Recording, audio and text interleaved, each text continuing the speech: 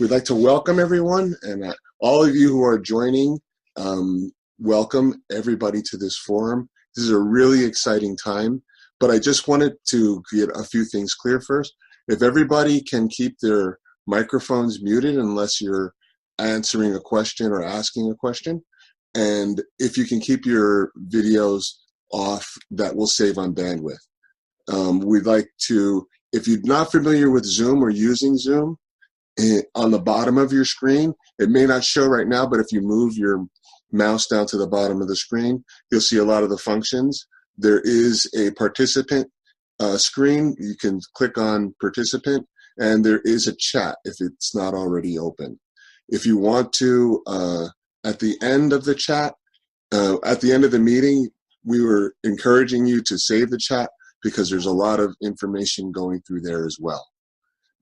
If you have a question and you wish to raise your hand, you can click on participant and the participant list will show up. Your name will be at the top and you can raise your hand. There'll be an option for you to raise your hand there. And did I miss anything, Kristen? Just the courtesy that to sign in for attendance, that you put your name, your full name, and your email address so that I can put it on a distribution list for future calls and future documents. Thank you. Okay. For all of you who were invited to this meeting, welcome. And it's so good to see all of us come back together, and so many numbers, and so much has happened since I've seen some of you. I'm sorry. This is a really amazing time. It's what we've all been working for. There's a lot going on. I'm sorry, I'm getting emotional. We love you, Bob. We love you, bro. This is, oh God, it's really exciting. These are not tears of sadness. There's been a lot of emotion behind this and so much power and energy. For all of you who are here, it is assumed that you have the ability to operate with full responsibility. There's no accident that you made it to this place, and there's no accident that this is happening. You know, it's been a long time in coming. There's a lot I want to explain. For those of you who haven't realized what's been going on, is probably one of the biggest secrets that was being kept from you. You found your inheritance, and many of you are accessing that. And if you don't understand what I'm talking about, is each of you, all of you, and it doesn't matter where you're calling from or what part of the earth you're calling from, all of you have been given an inheritance, and you've all heard about the accounts, and people have denied that they exist. We've proven that they exist, and we have been accessing them. And for those of you who are new to what that access feels like, when you get your first bill paid, it feels great. And we want to explain to you what is actually going on and how we can strategize together ideas and what we can do in using our imagination and using our newfound power. Because I'll tell you something, you were never, ever, ever, ever meant to find these accounts. They didn't care if you knew where they were, but you having the ability to access them, well, it's partially their fault, because they've gone to a nearly completely paperless system, and everything is automated. And when you're dealing with an automated system, that makes things accessible in today's day and age. Anything that's automated is accessible. But it's interesting that you found these accounts, and all of you almost at the same time. Rob can attest to this, because people started to figure this out within days of each other. I think it was like a couple weeks ago that Rob called me and told me about what's going on, and he said, I got my bills paid. And I was like, what? You know, like, this is because we've been told these stories so long, and it always ends up to this, you know, this fruitless chase. You know, we've been dangled this carrot in front of us for so long, and a lot of us have been doing this for so many years, you know, and it almost sounded too good to be true. Now, I know a lot of people have tried this before years ago, but they were in such small numbers that it was easy to convince them that they had no power to access their accounts, or they could just basically monitor those accounts and see, you know, what they were doing and try to shut it down. But now that people are doing it, and people used to do it with paper, but now people are using the system in a way that it was really designed to do it. And if there's any fear behind this, if there's no fear, and hopefully all of you understand that these accounts are in your given name. They have your Social Security number on them. And there's no longer any denial of their existence. I would encourage all of you to access your value. And if you haven't figured it out, Harvey, are you here? Is Harvey here? He said he was food shopping with his kids. Yeah, I'm here. All right. Harvey, God love you. You made some awesome videos. You rock. Awesome. If you haven't Thank you. any of the videos, Harvey has put together, and it was funny because right after we had successfully done a couple of accounts, Harvey's video shows up on the internet, and then a few others. There was not just Harvey. Started showing up on the internet how to pay your bills, and I was like, oh my God, this is all being coordinated. You're seeing the 100th monkey effect in front of you. It's amazing. Everybody was accessing their accounts, and I had no idea that it would grow so quick. It's only been a couple days, but Harvey's video, "Pay Your Bills with Your Secret Social Security Account," has gone viral. If you haven't seen it, look it up on YouTube. And you can look up his channel, Harvey Dent. Awesome job. And that will show you the basics on how you can access your account. But Honorable, you got Floyd Cordova. You've got your hand raised. Floyd?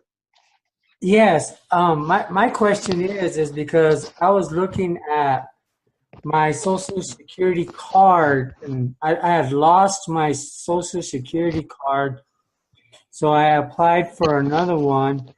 I got that one, and then my other Social Security card showed up. So now I have two Social Security cards with different numbers on the back. Does that mean that I have two different bonds, or what? You want to use your most recent one, and if I'm gonna go briefly over basically how you access your funds.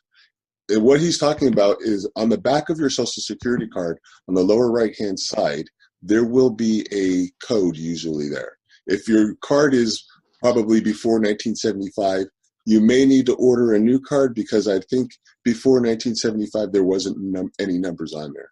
So some of you people may have to apply for a new card, and the new cards will have that number on the back. Now, that number on the back is going to start with a letter, and each letter corresponds with a region of the Federal Reserve Bank. Now, once you find the region that your card is run on, you can look up what the routing numbers for that region is. And you can do that on Google. There's several sites that are up that have the charts and the list. Now, the A basically means that your routing number is going to start with a 01. Okay? B02, C03, and accordingly. These routing numbers are the access road to the bank that your account is held at. Your account number is your social security number, that tax identification number that has been given to you from your birth record. And it is a 9-digit number without dashes. If you use that routing number and account number the way it was meant to be used, which is private banking, then you would use that as your funding source. That is where your account lies. And you can put most of your online payment systems have an option where you can add a bank as a funding source, and that is your account. You own that account. It has been given to you since birth, and you didn't realize that it was there. And it is in your name, and you own it. It doesn't say IRS. It doesn't say Federal Reserve. It has your given birth name on that account. So if anybody argues, or anybody tries to tell you that it's not your account and you can't use it, then why does it have your given name on it? You have a certificate of ownership of that name called your birth certificate. And if you use that birth certificate, claim your ownership, and I honestly, I know a lot of people have been authenticating their birth certificates, and honestly, it's not. I don't even think you need to do it. Rob also agrees with me because it's their document. It's got their stamp on it. There's no denying, So once you know this, and this is real simple because they complicate banking on the public side so that you would never find your account. You understand? On the private side, banking is quite easy because once you understand that you are the owner, grantor of a trust, then you know how you can access your value. You are the owner of that trust, and you are also the beneficiary. That makes anyone else who has any dealings a trustee. And that is something from the beginning that when we were doing the One People's Public Trust, that we were trying to let people know. Once you know this, understand and claim, because every documentation, they can't deny that it's yours. You need to take your inheritance. And this is one of the reasons why we're here, so that we can coordinate and talk about what our experience has been and what we can do in order to move forward. And Rob, I'm going to invite you, if you haven't met Rob Marquez, he's been around this whole train and has figured out so much about the system. Rob, if you want to, yeah, I'm here. Can you hear me? I can. Okay. Yeah. First, I want to say awesome. It's great to be here with everybody, man. This is phenomenal. I love it. I love the energy that flows. I love how everybody's beating up the Federal Reserve Bank. This has been a long time coming. But, for people who are trying to wrap your heads around this, and I do want to clarify something really that goes around the Patriot communities that to me is a bit off. And I know this because I've done so much with it. So, okay, it's not a trust, okay? It's property held in trust. Doesn't mean it's a trust, all right? And I know that for a fact because I've already proven that. What happens here, folks, with these accounts is when you're born, you're giving your property, your parents are giving their property, which is you, or the certificate, I should say, over to the bank or the state in a bailment agreement. All right, a bailment agreement is not a trust. It's a bailment. You're giving the property to the state in trust. So there is still very, very serious, strict rules to that bailment. Because we never flipped the bailment agreement, that's why they're doing all this. However, now with what's going on with this ACH stuff and how you now have proof of fraud, it's very easy to flip the script on them. Wait a minute, that's not yours, that's mine. Why is it mine? Well, there's a birth certificate. There's a name on there that's on my birth certificate. There's a social security number there, and my name is the account name. So, what is there left to argue, right? So, yeah, I mean, this is really good for me. I knew that my ACHs were all going to get reversed. I know that. We did this with paper, and they did the same thing. But that's not the point for me. The point is I now have more evidence to back up more claims. And if we all do this, and I think Bob's going to get into this, and again, I'll leave that up to you, Bob, about how we could use this information. If we all stay together and we use this, I mean, it's really going to have an impact. And it's going to happen quick. Yes. Heather, are you there? And if you are, you're probably muted and trying to figure out how to unmute. On the bottom of your screen, there should be a picture of a microphone. You can unmute there. *6 unmute. I'm not sure if you're on the phone. Yes. *6.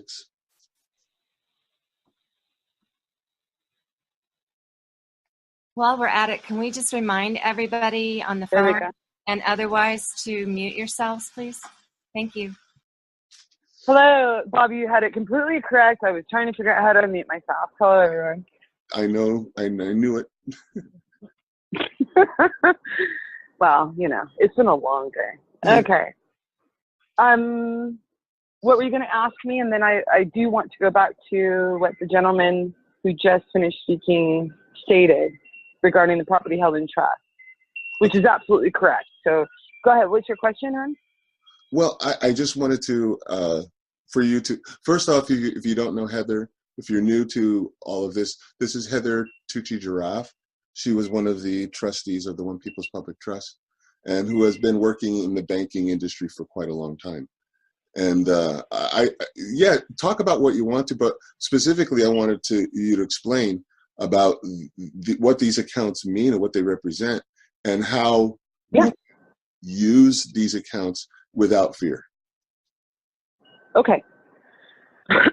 So what was the name of the gentleman that was speaking just before I came on? It was Rob Marquez. Rob. Okay. So Rob had mentioned that, look, these aren't trust accounts. And they're actually called U.S. Treasury Direct accounts. Okay? And there's at least the ones that are being accessed right now. Mind you, there are so many accounts in your name floating around on this globe that and not all of them are ever seen. So when someone would actually find out about an account, they would grab it and think that they were in glee. And usually it was a buy-off. Basically, the Fed, Res, or whoever would tell them, okay, take that and go. We never want to hear from you again. Go. And there'd be about 300, 400 million in it. And it would be like at the state level, because there's state levels, there's Fed levels, there's international levels, and there's all these districts. And they would run off with 300 to 400 million thinking, all right, I hit the lottery. And meanwhile, the bankers would laugh going, they have no fucking idea what they just left behind. But they would make them sign paperwork saying they waived any and all claims at that point. And so they would have billions of dollars that they left behind and didn't know. So you're absolutely correct about property being held in trust.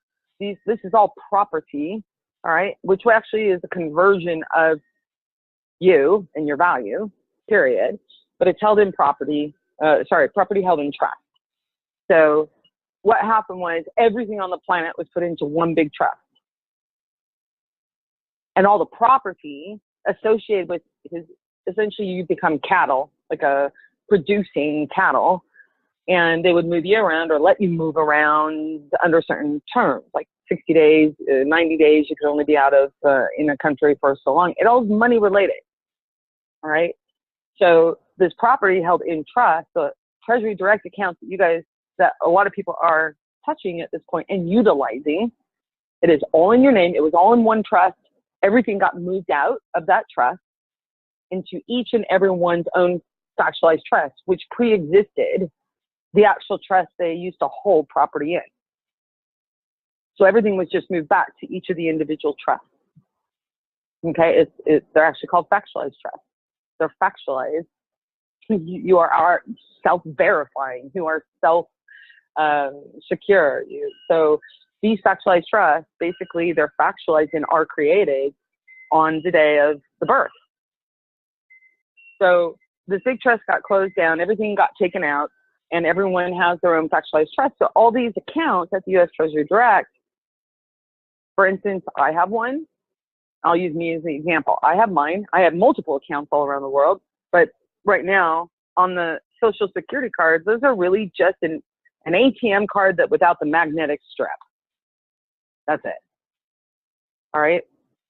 So you can have multiple. It used to be where you go in and get unlimited. And then as of current, something like you can only have 10 in a lifetime. But it used to be unlimited. And a red flag goes up if you ask for more than 2 in a year. Something like that. There's all these new requirements because people were, they expected all of this. What we're doing now, they're not surprised. It's just still a shock to them that they are experiencing it. They thought they could, stop it. But they knew it was coming. So when you're accessing your stuff, that's why I made visible when everything was taken out of that one big trust and everyone had their factualized trust, it went to what it always has been, which is a paperless system. Only a limited system uses the paper system. And I made recently made visible what a factualized trust actually looks like on paper.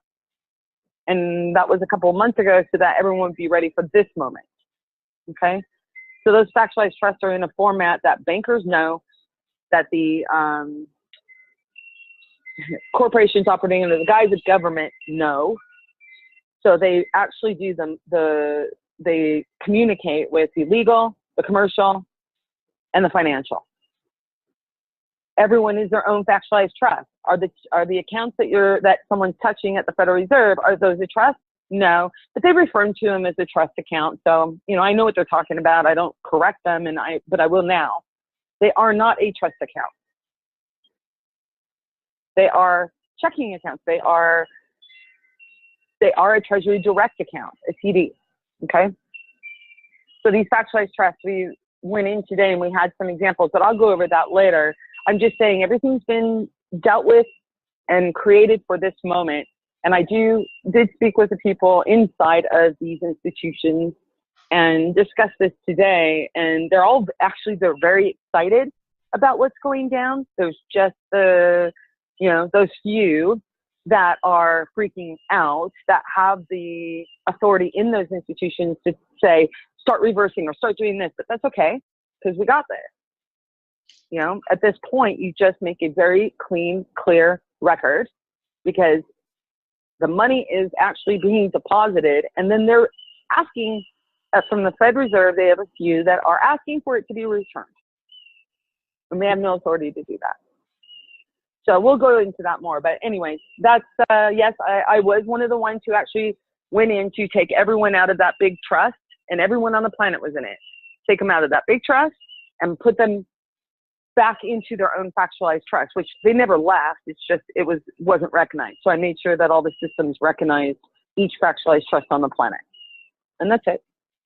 Hey, Heather, this is Rob Marquez again. I just wanted to, if I could, just throw a couple things out at you, because I'm sure you actually already clarified a few things for me, and I appreciate that. A while ago, I was with a group called Divine Providence. We did a lot of trust stuff and things like that. Okay, yeah. So yeah. I did claim, and I have legitimate records and contracts with the federal government for my entity. So I definitely have done a ton of work on that, and I have proper documentation to create the liens that I put against them. Is there some way? Okay, so we know that all the courts in the country are nothing more than banks, okay, or banking intermediaries. So yeah, where does one go then to get his rightful claim when all his records are done correctly and this entity has been claimed and they've been notified in an agreement, which they agreed to, obviously by acquiescence, where does one go to have that enforced? Do you have any ideas or clues, or, you know, because all of my UCC paperwork, everything is perfectly in line. Okay, well, let's go in and clarify something here. Okay. Because when I was doing the investigations, you know, they were really assessments of the systems. But investigations, everyone knows that word, and they were a mix of assessments and investigations because there was some new stuff that they were doing that, you know, hadn't been seen. So when it was all being done, right, I had to speak with the guys from the Freemen. I had to speak with the so-called sovereign group, patriot groups, all this, name a group and I'll say, yes, I spoke with them. Right? Right. and assess all their processes because each one did it differently. Absolutely. Then you also had the groups that were doing the process for the Vatican. I can't remember what it was called right now, but there's a process you do at the Vatican and Dun and Bradstreet. All right. Mm-hmm. So everyone had their own process, and almost all of them were using a lien in their process. And the thing is, if you look at legal theory, and you have to determine usually what legal theory. Now, mind you, legal theory equates to commercial theory. That's it. When it all boils down, guys, there's no such thing as law. And I don't care what law you want to say exists. There's no such thing as law. It's all commercial, period. Absolutely. Okay. So I experienced some of the Admiralty, Maritime, you know, all the different games in court that are played. And I unwittingly played some of those games at the very beginning before I was asked to come in and, you know, do all this stuff. So the point is that the remedy, how do people go in and get remedy? How do you make a claim? And you know, these groups, the Freemen were probably the closest group that got the closest, I should say, to having this all situated. That's why they had to physically just go and burn the city down. That's what they did. Yeah. They burned it down. Okay. And then they arrested everyone, and they had people go in to pretend to be marshals and everything or not marshals, to be Freemen, so that they had a constant chain of, you know, activity so they could figure out how to do this, how to take them down. So I had a lot of experience. I had all these guys with experience telling me about all this stuff. And so I looked at, you know, all my experience in banking and law. And that's the biggest crux. How do people go in and claim? Well, the claiming part's actually not the crux. It's the enforcement. Anyone can go figure out the claiming. It takes a bit because they bury it and they hide it and they dress it up as something else.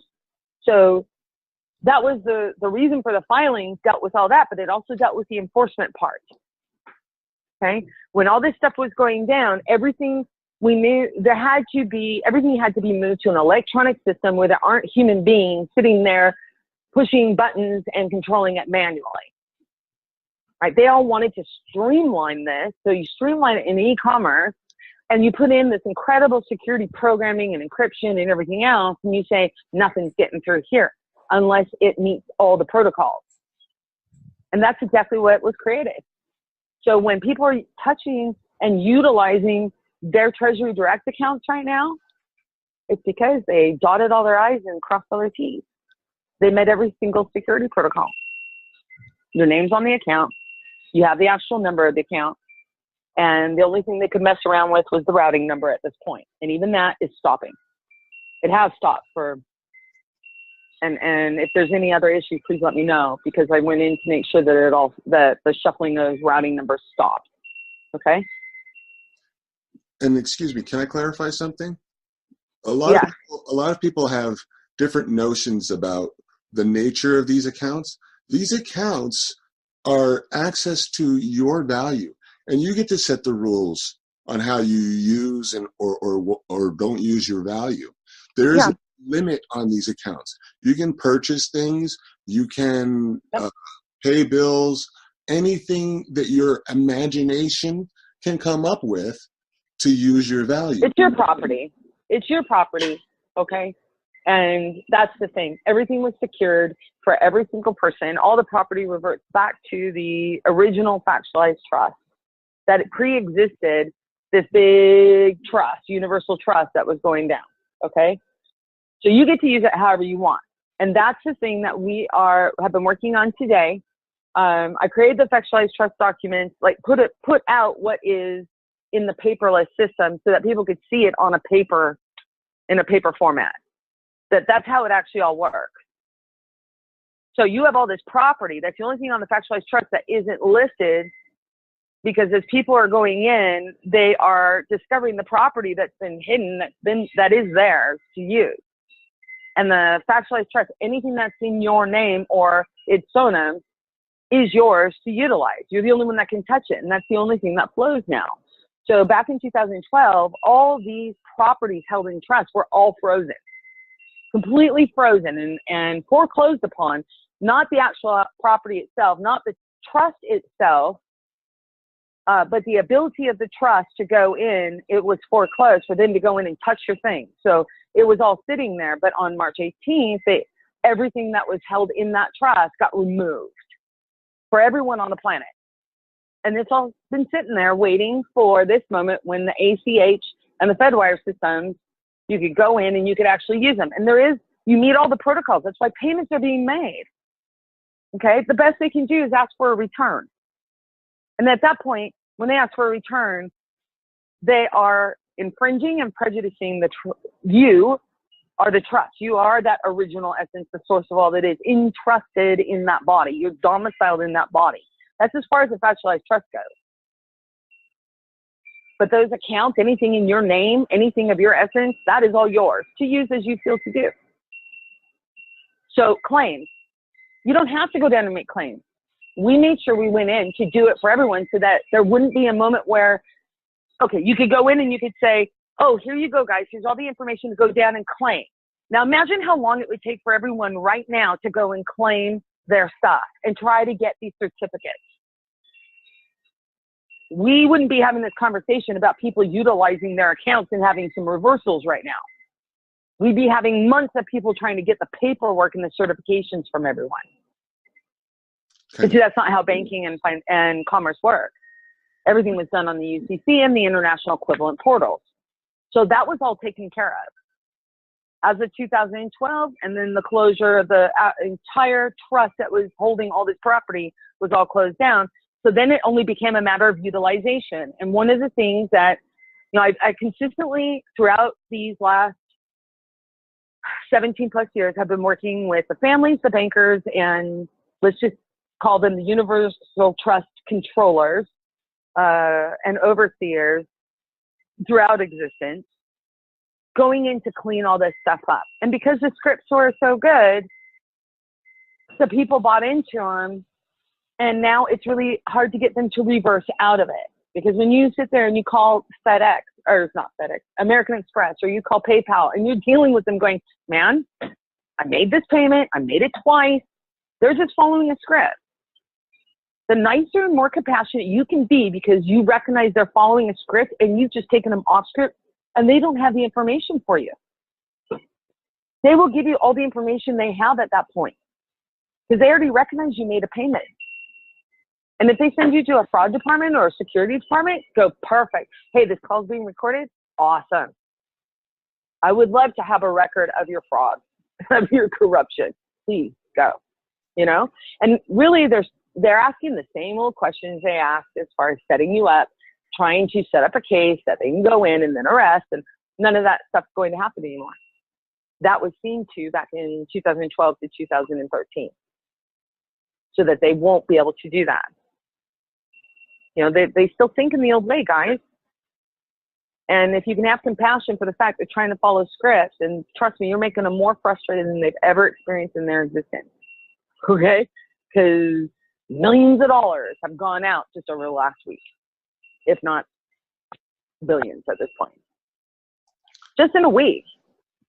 And they're freaking out because the whole system was created to recognize these protocols, and you're hitting every protocol because it is yours and it's in your name and you have all the information and you're actually administering. You have your finger on the till now and you're deciding where it goes. They knew it was a possibility. They just hoped it would never be in their lifetime.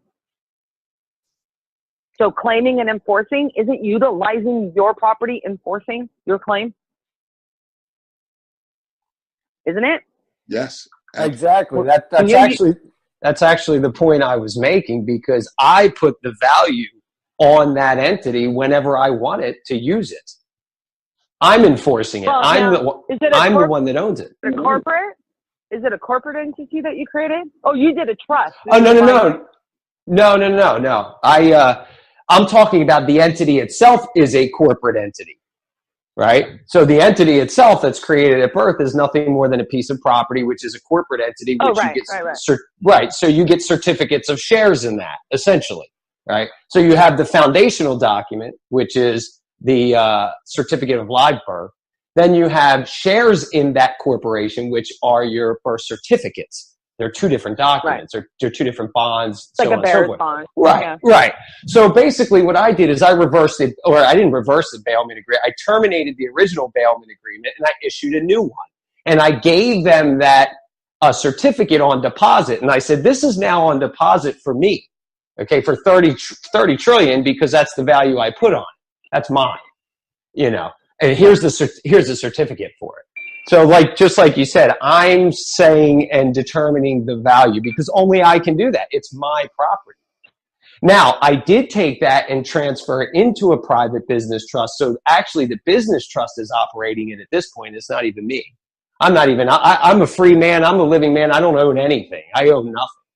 I can't own anything. I came onto the earth with nothing. I will leave with nothing. I don't need anything while I'm here.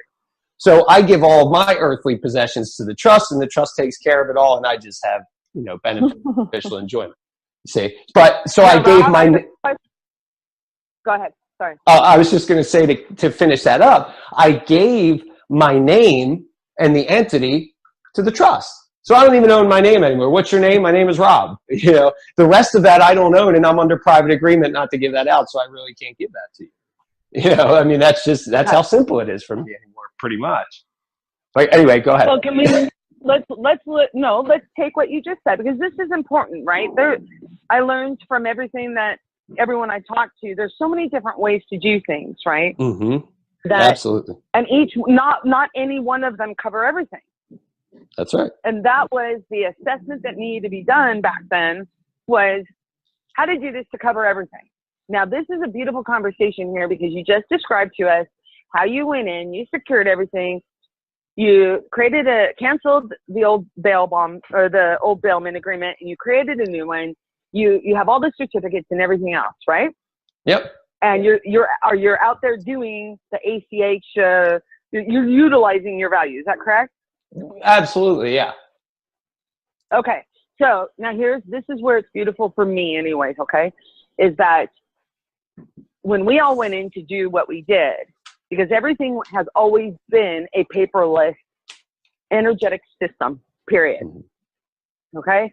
So when we took everything out of the public trust, out of the big trust that everyone was in on the planet, and took them all out, put them back in their fractionalized trust. Actually, you always have been protected in your fractionalized trust. Never have you been out of them. But we just removed those so that was the only thing that existed at that point. Now, when we're sitting here and we're talking about people utilizing their Treasury Direct accounts right now, I can tell you that I've spoken to those who haven't gone out to do everything that you did, or even something similar. They've just gone in, they have their number, they have this or that, and they're utilizing it. So here's my point. I wanted to make it so easy that when the time came, it would just be a matter of utilization. That's it. It wouldn't be a matter of someone having to go down and do all this process, because I had to go through all the processes and I know what kind of games they played. And I didn't want anyone else to have to do that. So the point is people who have gone in and secured in whatever way you want to say it are utilizing perfectly. Yes, there are some reversals, and that's not going down anymore. I can tell you that. I've already taken moves, and a whole bunch of people on the inside are taking moves so it doesn't happen, because they love what we are all doing. And I'll explain why in a second. Thank you. But on the same token, we have people that haven't gone through the process you have or anyone else has to go down and get certificates, but they are still utilizing their Treasury Direct account. And some of I them have are a question. getting and some aren't. Yes. Can you hear me? Yeah, this is Harvey Dent. I purchased $2 million in CDs at Barclays, and they just reversed the $2 million from the bank back. They said it went back to the external source. How can I find out whether or not they actually returned that money to the external source, or they just, said they did and just, took it? Well, let's start with this. First off, Barclays is MI6, MI5, British intelligence. Okay? Yep. That's that bank. So if anyone tells you anything from that bank, just consider that it might be a possibility, but it probably isn't likely. Meaning, if they say they returned it, most likely they haven't. Okay? Yeah. Because they've been in, and from what I hear from you, because I've been, myself and one of my colleagues here, we have been keeping up with your videos. Okay, yeah, and I've been watching everything that you're doing. No, I love it. I absolutely love your videos, honey. And the sparks, we've all got this. So it's a matter of going in and figuring it out. Barclays, they received the money. You were right on spot when you had said, man, you're now blocking me from accessing it. Right? Technically, if you let them go to maturity, you aren't going to touch them for whatever period of days that, until the maturity date. But still, you have the option to go in and actually cash them out early for a penalty, right?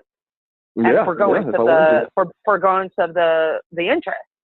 So technically, they are still denying you access. And when I was doing all of this with the Secret Service back in 2011, because mind you, e-commerce didn't really exist then. They were just starting. They were starting to set up government, quote unquote, government on e-commerce. They were starting in 2012 to start with schools on e-commerce and on e-platforms and everything else. So this is new, and I'm so glad it wasn't available at the time that I did this, because we're so different than we were 4 or 5 years ago. All of us. We're ready for that. Absolutely. Okay, so Harvey, with your guys' thing, I'm telling everyone at this point, because it's already known, I'll be dealing with the Secret Service and the White House and all the FedRes and everything else, okay? Your guys' stuff is never to be blocked. And I didn't spend the last 17 years to have you guys finally get access and then get blocked and fucked around with. I'm sorry, I just didn't. So now steps are being taken so that no routing numbers are being shuffled anymore. Okay, steps are being taken so that there will be no more returns or reversals. And I can tell you the guys inside are actually thrilled. They love what we are doing. That was their exact quote. We love what you are doing. Not just me. I mean, they're talking about everyone.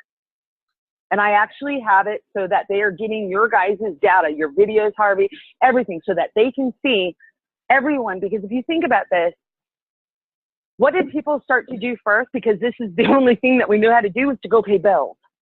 Yeah. Outstanding bills, right? For companies that are literally, the corporations on this planet are so starved for cash, so starved for liquidity, so starved for even credit lines. They have no flow. So they're having to now merge. They're having to do takeovers, right? They're literally eating each other in their own circles. And so everyone's really on edge. Here comes all these people, and they're paying off all these bills. And all of a sudden, these corporations going, yeah, you just helped us with take things off our own book, right? Their own liabilities.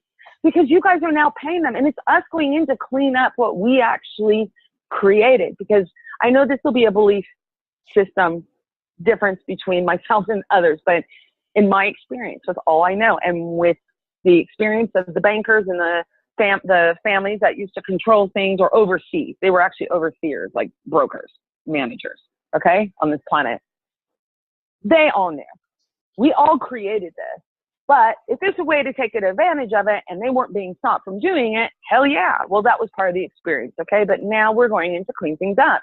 And they are so excited because we're not actually using this money at this point. We built it so we could pay bills and show them we're not going to go and do lawsuits. We're not going to go and do this and stuff. How can you do a lawsuit with a tribunal that is actually a part of the gang that actually stole everything in the first place. That's why liens, the tool or the application of liens was not the correct application. It's commandeering. Because in the lien, you have to first admit what you are liening is their property. It's not. Yeah, how you know you're liening your own property? That makes no sense. Exactly. So you couldn't do a lien, which I love Winston Shrout because nobody made it clear to me about what a lien was in the application of a lien and what it could not apply to than Winston Shrout.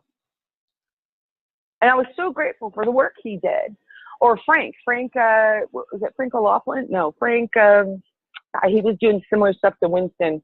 Anyways, these guys helped me figure out, okay, what's the application here? And I can tell you the word commandeer actually came from the son of Paulson, the former head of Treasury. I have one more question. I'm going to mute it. They've all been helping. Okay, go ahead. As far as the fraud that's rampant, throughout lending, like Wells Fargo, they're just fucking fraudulent as hell. It's all fraud, but the people using these accounts in order to validate the debts, that these entities are claiming against them, is that something that is going to be possible? Is that something? Are these entities going to eventually back down and stop playing this bullshit game like they think, like they have some kind of control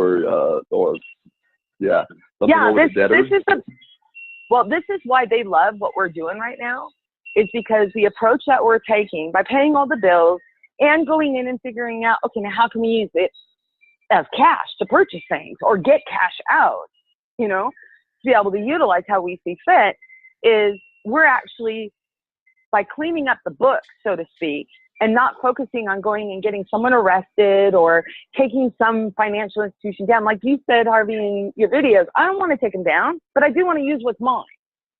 Yeah. Right? If I take them down, I'm not able to use the system, right? Exactly. So don't do this. And I can tell you, this is all temporary, guys.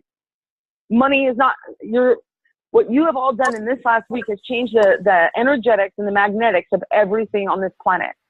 Okay? So what they're excited about is, at this point, we're actually picking and choosing where we want our value to flow, what we're interested in. And because we're cleaning up the bills and all this stuff, all these things are being zeroed out. These corporations can then decide, do we want to repurpose ourselves? Like, are we going to really work with these people? Instead of seeing them as cattle and something to harvest. Right. Well, here's the thing, though. I told them, look, for me, in fact, I got told today, I have a little problem with my account. My account's fine, but there's a bank that's pissed off at me for something I supposedly did before I left America 5 years ago and went and did what I did. And I was like, okay, great. Not a problem. Who has the problem? What problem do they have? And I pretty much guessed who it was, because they still haven't been able to touch the house that I used for the investigations. And so I was like, you know what? They go, we can put a buffer in there, create another trust. And I just immediately, no resonance whatsoever. Don't take your fingers off the till, people. And I would tell everyone that from here on out, never take your, I worked so you could put your finger on the till and use it. Not so that we could buffer this out. And, when you're giving ownership of your name and everything, you're not. You really aren't. I'm sorry. You are responsible. You're accountable and you're liable for everything under that name. That's why everyone was frozen from using your name. They can't. Only you can. And that's why you see all these corporations crippling and dying and withering. They have nothing to use because it got all frozen. Their ability to touch it got frozen and foreclosed. So in Barclays, let's say, I'm telling everyone, whoever is having an issue with the transaction, I am asking them to go in and create, basically you got moved from the fraud department, Harvey, to the security department, right? To speak with them? Yep. Yeah. Okay. Well, fraud department and security department are completely different. Completely different. So when they send you to a security department, you're dealing with the stuff that does not get seen, the stuff that used to make people disappear. Okay. Fraud department, that's all your lawyers. Okay, that's all your lawyers. Security department, something completely different. And that's John Perkins and all those guys. Okay? So what I'm saying to you is keep a file on every single transaction. I told Randy Bean, I said, Randy, anything that gets reversed or that you start having issues with, I want to see the screenshot from, that you saw right before you touched it. Then when you made the payments, and if you have any screenshots in between, it just makes your file that much more solid, right? Because this is about enforcement at this time, people. They have no right to touch your account. When today with Randy, he went to go purchase an RV. I helped him through the MCO or the MSO. It depends on what they're calling it in the moment, I guess. The birth certificate of the vehicle. All right. So we worked that out. And my point was, that's what these factualized trust documents, I made them visible in a paper form because that's how it's been operating since March 18, 2013. That's the only thing you need. Anything you would get from Secretary of State or, in any quote unquote government. Well, first off, they're not a government. They're a private corporation operating under the guise of government. That's it. It's like McDonald's issuing a certificate and not one you can use to pay for food. Just a certificate saying you're a human being. Okay? You're the owner of your name.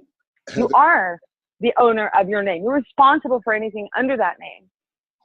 And now it's your time to use your stuff. So create a file with that and name it for that transaction, and then keep all the documentation of any communications they send you, what your balance was and everything else, because I'm taking all of this to Secret Service. At the time I worked with Secret Service, they were like, we can't touch any of this because you haven't actually accessed your funds over here.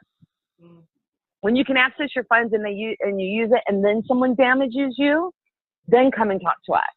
Well, here we are, folks. You're using your funds, and now people are damaging you by blocking your access or asking for a return without being authorized to even ask for the return.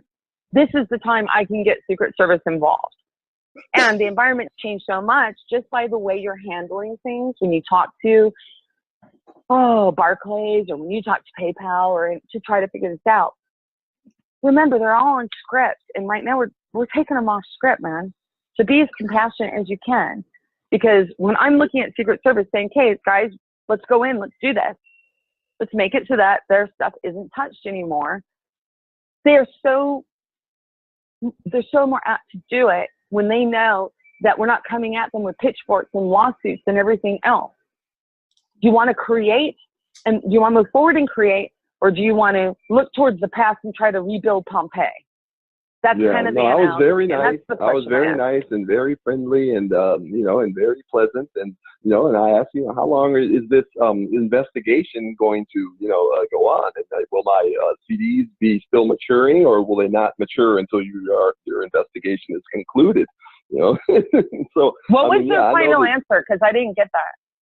Oh, the final answer was, call us back next, sometime next week. And I was like, how about you call me back when you guys are done with the investigation, because I want to access my account. I feel I should be able to view, the money that I just transferred into those CDs. And then this morning when I woke up, all three of the transfers had been reversed, at the request of the external bank or whatever. So I would appreciate getting that move or that action reversed. Well, see, here's the thing. You can't see it. Like Bob had something with PayPal, a similar thing. And I said, okay, I said, what was the reason other than limited participation ODFI, right? And he said, no, he calls up PayPal and he says, okay, they don't even really, it just says other. They got the message other. Like, what's the reason for the request for return? Other. So they didn't even get. So, I'm sitting there going, at this point, this is where what we call data behind the screens has to become visible. So all of this back screening of the ACH systems is what isn't visible to you. The only thing you can see is the data you put in for making a payment, your account, and then the receiving party, the party you're paying, going, hey, we got it. And they're getting them. Yeah. They are getting them. So now it becomes a matter of position, doesn't it? Okay. I'm the only one that has I made the trust paperwork visible so everyone could see, because that's what the banks all have. That's what they all know. But everything's back to original due to the filing. So they don't have any option. They can't even touch it if they wanted to. And trust me, they've been trying to. I've been working with them the last 2 years. And that's why you have your refugee programs. They thought, okay, we'll bring new cattle over from here. But of course, Australia first has to get them so they can get their piece of the pie. Then we'll ship them to America. We'll ship them to Italy. We'll ship them, that's how it went. Give them immediately off the plane, give them Social Security cards. Oh, yeah. They get Social Security cards immediately. So now they've got an account. Well, it didn't matter because this was all foreseen. Any attempt that they've tried to make money by shuffling people around didn't work. They aren't able to touch any of it. Heather, can I interrupt? Okay, so that there's several hands raised for a while, but I didn't want to stop your flow, and we will get to everybody. Oh, I'm sorry. I'm on a phone, so I can't see anything. Yeah, I know, and you wouldn't see it anyway because you're not the host. But what I wanted to interject on, you talked about my experience today with PayPal, and I called the manager, whoever was got the reversal, and saying that my bank said that my account did not match their records. So I called them and I said, look, that account is in my name and I'm the only administrator on the account. And if somebody is saying that that the thing needed to be returned, I didn't authorize any returns. You have been paid. And they said, well, obviously we want money. And they said, you really need to call something fishy going on with your bank. I called the bank. The bank hung up on me, basically. I identified the account and the routing number, and they said that account doesn't exist. I said, I have absolute, and then he hung up. So, well, I mean, it's like we talked about today, Bob. What if you go to a thief who just robbed your house and you demand your stuff back, or why are they blocking you from using your stuff? How do you think they're going to react? Yeah. They're not. They want you just to go away. Right. I know they do. Right. But here's this. They aren't going to. This is where I'm working right now on the inside, is to go in. No, kitty, drinking my water. To go work with those, to do a coordinated cooperation here. Okay. Because this is going to take everyone. We've all got this. Yes. But to hyper accelerate it. So for instance, when Harvey's stuff gets shut down, right? I can go back in and I can say, hey guys, I want you to go check this. And I usually get the information immediately saying, Heather, this is what happened. This is what they did. No, it wasn't remitted. They have a secret, it wasn't returned. They have a secret little agreement with whoever. That's the kind of stuff that you don't see behind the screen. Okay. So like with PayPal, hey guys, they're having trouble with PayPal. How can we get this to work? And how can we go? Because at the certain level of banking, they can actually see your Federal Reserve account, Federal Reserve Treasury Direct account, as if going into your own bank account and looking at your deposits and your transactions and your account activity. So that's the point that we're working out right now. And mind you, like I said, this moment doesn't last very long, guys.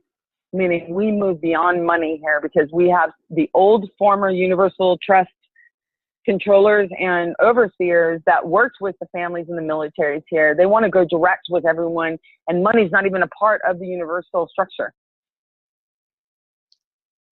at all. That's awesome. So the technologies that they gave to the families and everything else. So that's what the FedRes, they would like for us to spend a lot of time on this and just focus on the money. By doing all of this, we're actually changing the energetics, and everyone is coming in direct to work directly together. So they're hoping we just stay really focused on this. And I'm not saying we won't, but it's not the only thing we're focused on and paying attention to. Because the FedRes, when you actually have the text that the family's buried and then doled out, what does, replicator technology? You have your 3D printers, which was really a dumbed down version of replicator technology that they actually have. and has existed for a long time. But they give you the 3D printer technology just to introduce it and then eke it out till they get some new technology that they can make a lot of money on. So my point is all of this becomes irrelevant anyway. So we're working on this from so many fronts. There's just no number to describe how many fronts are being worked on from this. So right now, tonight, we're talking about the financial. A lot of effort went into this. A lot of effort is going into this. And I thank Harvey for posting the video so that everyone could actually experience this moment. And it's only going to get better. And I can tell you, like I said, everyone is in love with what's going down because it is so gentle and it is so compassionate from what it could be. Okay. I'm working to get you as much information as I can on how to fix delays or returns or keep them from even happening. That's actually my intent. Okay. There you go. Hello, is that on here? Who's that? Hi. Yeah, I just have to interject a minute there. Heather and Harvey, and you guys there, you're doing a remarkable job. I have a question for Heather and for Harvey, if you're there. I'm here. I'm here. Okay, great. Okay, this is Lamont calling. This is Lamont. I know the OPPT for quite a bit. Hi. There's been some miscommunication, confusion here, but that's neither here nor there. What I want to discuss is I've had the same encounter with Barclays. I was successful at 3:30 p.m. today with the confirmation of the deposits to be given to Barclays. I called the Federal Reserve, the ACH number. They said on the phone, do you have your ABA number? Do you have your code? Can you confirm that? Can you confirm this? Are you a financial institution? I said no. I was very honest. I'm not a financial institution. However, you have my property. I'm here to release it. I am the executor and principal, and I'm looking to take action to manage my affairs. And they said, we only deal with financial institutions. I said, really? They said, what if I have an EIN number and a foreign trust number? If I tell you if I'm a private banker? No, we deal with institutions. Okay, fair enough. Thank you. Goodbye. I called Barclays. Barclays on the phone. They said, yes, they confirmed that the 3 CDs, just like Harvey has, is there. And they were the same value amount, more or less, as Harvey's. And then they put me over to security department. And I said to the woman on the phone, you know what? I'm going to reserve all my rights. I'm going to let you know that I do so without prejudice, and I am the executor of the ownership of these accounts, and I do not give you permission to scrutinize them. All I want you to do is facilitate them. So she put me on with security. Thank you. I put it on. I discussed it with security. I spoke to security, and he gave me a big no information. He said, you know, Mr. Cassell, you're not the only ones going through this. We've been getting a lot of these so far. And I said, there is a red flag when you want to have this significant amount transferred over to that account. I said, yes, that's true, but we have reversed it. I said to them, I said, you have no authority to reverse it. All you're doing is facilitating private corporate commercial paper for my use. I'm compelled to do so and to use this private commercial paper to live off. And you have no authority to even bother asking me these questions. And under the judicial laws, Title 18, Section 8, I also did Title 12 of Section 411, and I gave him a whole bunch of House Joint Resolution nonsense to say to him, look, you're not operating in honor. These are my security. I'm sorry. This is my your federal debt note. This is my. I didn't say private holdings. I said this is my value from my birth certificate, Social Security trust that the Federal Reserve has used and held to collateralize, to back up, and to underwrite the private corporate fake paper. Everyone's birth certificate and Social Security trust has been used as collateral and surety for a fake monopoly system. The security person on the phone said, you know what, I can't go any further with you on this phone call. I have to hang up the phone call. And this gets even better. The story gets even better. I have to hang up the call from you, and you're going to have a nice day. But I suggest that you proceed with caution.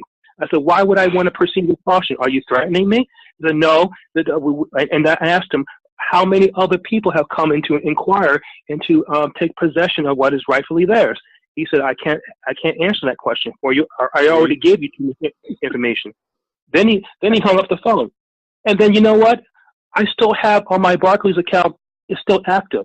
My Barclays account right now, I just put my password in and my username. It says it wants confirmation of the two test deposits from the Federal Reserve. It's still active. It's not closed down. He lied to me, or he said, yeah, it still exists. They changed my username. They changed my password. They changed something. I got 3 emails that said all this stuff had been changed, and I couldn't even access it anymore after I spoke with them. I was like, oh, it must be part of their investigation. And then because Harvey, you are on the radar. Harvey, you are the superstar. You put yourself out there. They know about you. I'm under the radar. They may be lazy. I haven't bothered to terminate my account or close it. I did 2 other accounts, and I'm here with Heather and Robert and Harvey to try to what safeguards or what reassurances that we have that we can use to stop them from doing this, and we could have access to our funds. That's where the coordinated cooperation comes in. Okay, the more people that go in to use their accounts. Now, mind you, people should only be doing this if they feel comfortable with it. Because if you're not confident about this, guys, they'll shake you down. All right, they'll put you into a corner just through all the psychological games. Okay, so only those that feel comfortable in doing this should be doing it. And nobody can touch you guys. Nobody. I made sure of it.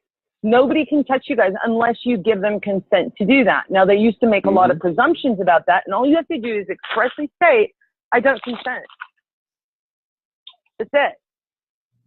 Okay, that's why I put the factualized trust documents out there so you could see them, because, guys, listen to this.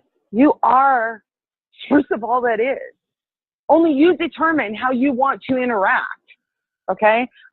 You don't need to go down to some state group or state. But then again, when Harvey, you mentioned that you had gone down and you got the certificate and all that, this is about communication, right? They need something that they can communicate with, that they are recognizing. So today I had Randy, he and I discussed it. He took his factualized trust and he basically had the public notary. Now, public notary is just a deputy secretary of state. That's all they are. And if you go to a public notary that works in a bank, the banks have all prepped all the public notaries and saying, and I believe UPS, I heard as well, saying it is our corporate policy that you are not allowed to notarize anything. Now, they have no say over this person of how they notarize anything, because they are actually, as a notary, part of the quote-unquote State Department. However, they say, if you do this, you're fired. That's what I met with a banker 3 weeks ago, and that's what she discussed with me. We went over all their protocols and the policy requirements, and basically the consequences if they don't follow those requirements. And I was so grateful that she went over it with me so that I could understand, because it's been since 2011 that I did the stuff with the notaries and public service and all of that stuff. So it's changed a lot, guys. So, I told Randy, go somewhere where you can just pay $10 or whatever for your notary stamp. And he had those notarized. So he took that factualized trust, which the way I wrote them is they can communicate with banking, legal, and commerce, corporation. And when they're stamped, they have the stamp there. It's with very specific language, very short, sworn and subscribed to without prejudice before me this day. But they recognize those stamps, right? So this is about communication, guys. They already know what your position is. They just hoped you wouldn't know. That's it. So when you go in, and have you ever seen a corporation say, oh, okay, how do you want me to create these documents? No, they tell you, here, this is our corporation, this is our system, so this is how we're going to issue it. Well, guys, know who you are, know your power, and then just sit there and go, this is how I will do this. But I'm going to make it nice and easy, because that's how compassionate I am. I'm going to make this nice and easy for you, and I will put a stamp on there that you can recognize. But believe me, it's without prejudice. You don't get to prejudice me at all. But here's a way to communicate. Now that, like Rob was saying, the bailment agreement, everything was already taken out. The bailment agreement was canceled. And there's proof of that because there are people that haven't secured their accounts and they're actually making payments with their account because it was already done. So all you have to do is put this together. That's why right now I'm working with the guys on the inside of banks and stuff to say, okay, we already know what everyone's positions are. We know what your positions are. So how can we make this communication and this coordinated cooperation? Because I can tell you, if you're not going to serve all these originals, I use the word original because it is something that is recognized in the legal, the commercial, and the financial. That's why you have original issues. You have original issue discounts, which is the IRS side of the bookkeeping stuff. So originals. I said, if you guys aren't going to serve the originals and facilitate the originals and how they feel to do, you just won't exist. Period. That's how it's going down. They know that. So right now they're freaking out, guys. You went too fast for them. All right. So I'm trying to stay in a line of communication here where everyone can communicate. They don't know how to communicate with you guys because they're still on scripts or they're getting forced off their scripts and they're not happy about it. The more compassion you guys can have and the steadfastness that you apply yourself and your power and utilize your property, the better it is because you're showing them, look, we're cleaning things up. And if you want to go buy a car, if you want to go buy a home, you want to go buy a country, I don't care. It's your value to use as you feel. So we need to work on them stopping, and that's what I'm working on with the insiders right now, is to stop them from shuffling the routing numbers, which we've got secured now. They aren't allowed to touch them. Okay? If there is an instance where it is touched, I want to know about it immediately. That would help me to help you to help them. Well, I'll let you know. Can you just tell them not to touch my shit anymore and let me handle my finances? I've already told them that, and that's why I've been very nice, and I really can't wait until Monday to call Barclays. I really can't because I want to, get on them about that money. And how can you prove to me that money was transferred back to my account? I don't have any visibility in my account, so I need to see, your transaction. If they don't show you that. Even if they give you a piece of paper, because it's very easy for them to doctor up, okay, a report saying that they returned it.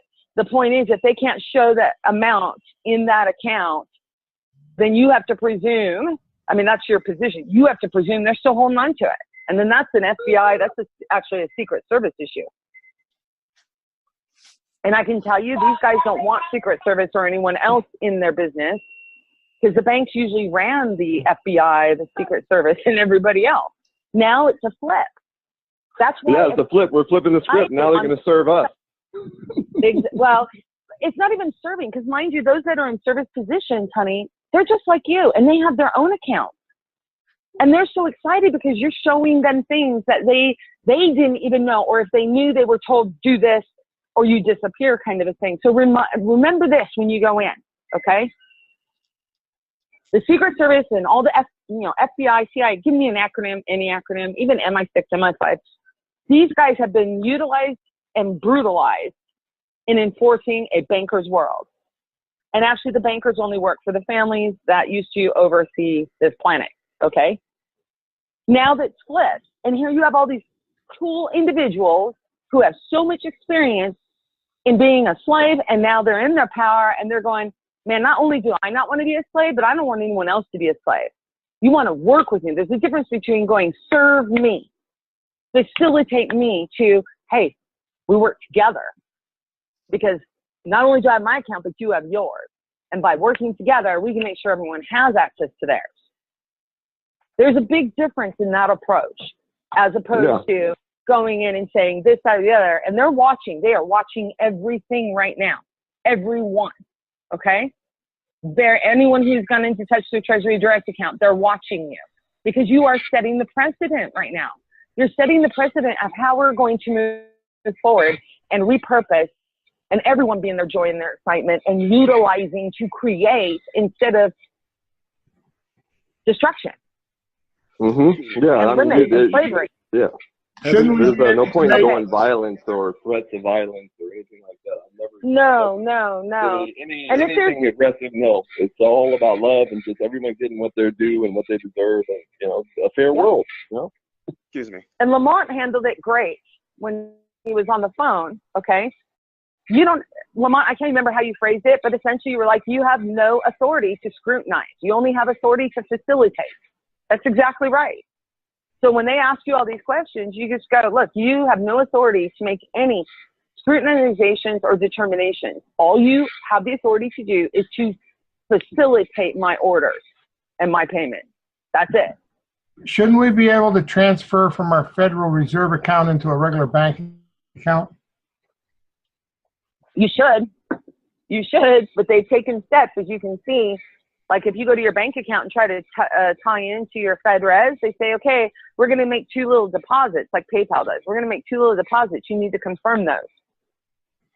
Now, like I said, there was a banker that I'm working with to do this. They actually went in and looked at my FedRes, my Treasury Direct account. Everything's good there. In fact, this little problem that I supposedly have isn't even in the account. It's a bank that's upset with me, and they're going to try to create as much fire. That's fine. Bring it. We can handle this. So why don't we make our he actually saw all that, so someone actually they did see all my activities. So it's possible. This is where the coordinated cooperation comes in. I'm working to make it so that the banks will work directly with the people, because banks are insolvent, guys. They've been insolvent, and they've been doing Ponzi schemes to keep their high rollers in their banks, and they're leaving. They're fleeing. So they want you in there. So that we're close to having this coordinated cooperation where you have direct access and you can put it anywhere you want and use it however you want. Yeah, but why don't we just make a check? Just make checks from our Treasury account straight into a regular account. Do a straight deposit. Well, okay, I'm all about online. People have already done that. People have already done all that. That was the paper crap that everyone did from, before now, all the way back, 8, 10, 15, 20 years, Freeman even. All that stuff was about creating checks and bonds and instruments and everything else.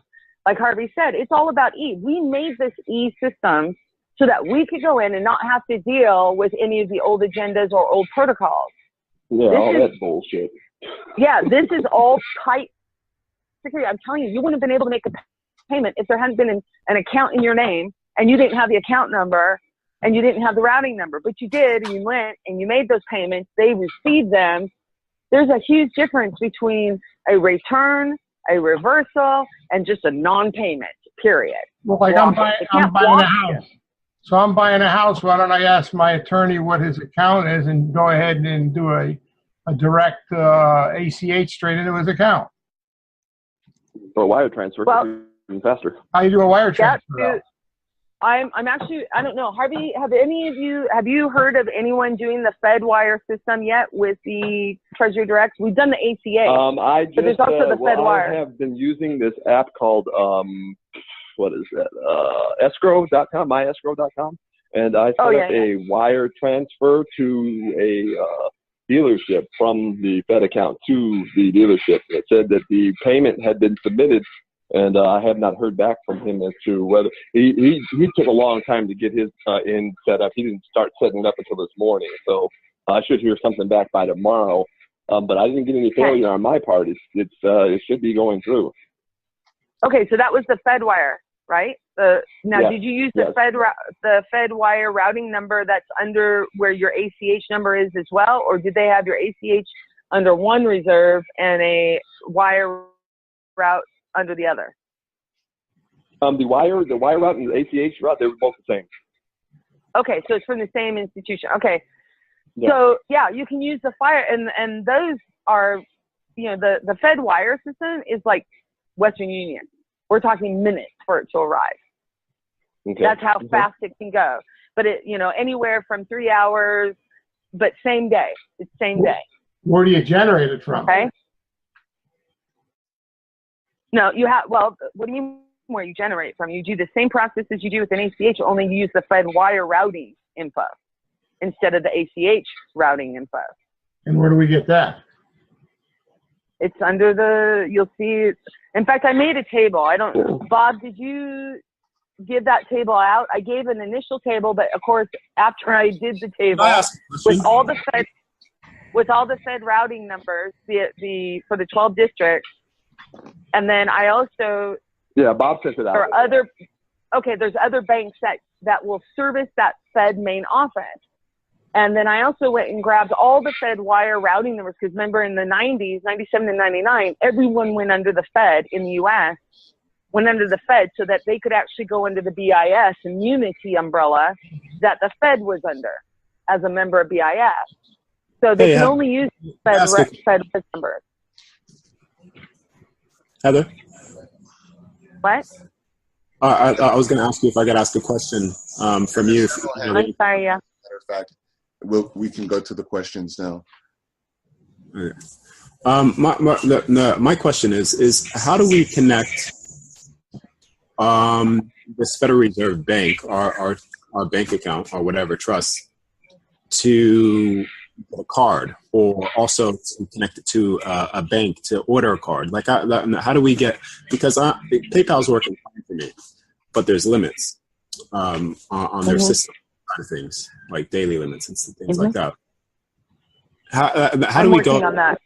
Yeah, so how do we go about ordering a card right from our Federal Reserve account, or going to a bank, getting that verified so we could connect those things, so there's no pretty much limit what we could do? Okay, well, in 2011, I researched quite heavily. You know, back then I could go and order from China thousands of magnetic strip cards, right? And then they also had a machine where I could go in and program those cards, similar to what you see your bank using. So they used to, at the banks, they used to have right there behind their desk. Now they lock them up, or they pre-do them and put them in sealed envelopes so that you don't see them do it. But there's a machine that you get these blank magnetic strip cards, and you actually program them with the data. So like the first strip, the first line on the strip would have the name of the account. The second strip would be programmed with the routing number. The third strip would be, you know, with the routing number and the account number, or you could have the routing number on the second line, and the third line is programmed with the other number. So I researched all of that back in 2011, because at that time still e-commerce wasn't up, but debit cards and credit cards are used all the time. So I'm looking at that again, and it's a matter of, you know, this is your property, right? You already have all the data of how to do this. So is it possible for someone to go in and get one of those, a blank card, and program it with just the data so that you can swipe it? Now, obviously it has to meet the protocols that debit cards and credit cards have to follow in order for the machines to read them.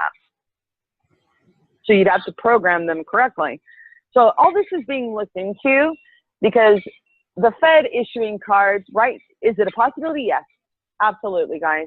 In fact, they typically would issue them, and they would call them black cards, and it was something very sought after at the highest levels of bank, trade, and finance. They're limitless cards. Okay. So all Can I get a white card? Works on. Yeah, why not? Have a pink card, a blue card, whatever you want. Can I have a white card? All right, hey, I'm going to let you guys go. Heather, it was really nice talking to you. Thank you for all the information. Bob, thank you for putting this together. If you need something regarding Barclays, let me know, Harvey. Okay. Yeah, just let them know that they can expect to hear from me on Monday. Oh, Harvey. Thanks for joining us, Harvey. Thanks, Harvey. Thank you, Harvey. Harvey, this is Lamont. Hey, Lamont.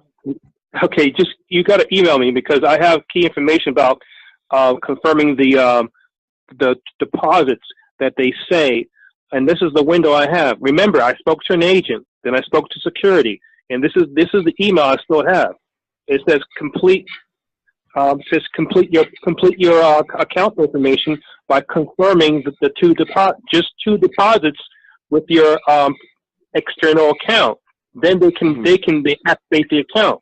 Now remember, I had my tug of war conversation with security already, so it looks like it's still pending. And I don't, you know, I'm not out of the loop yet, if you will.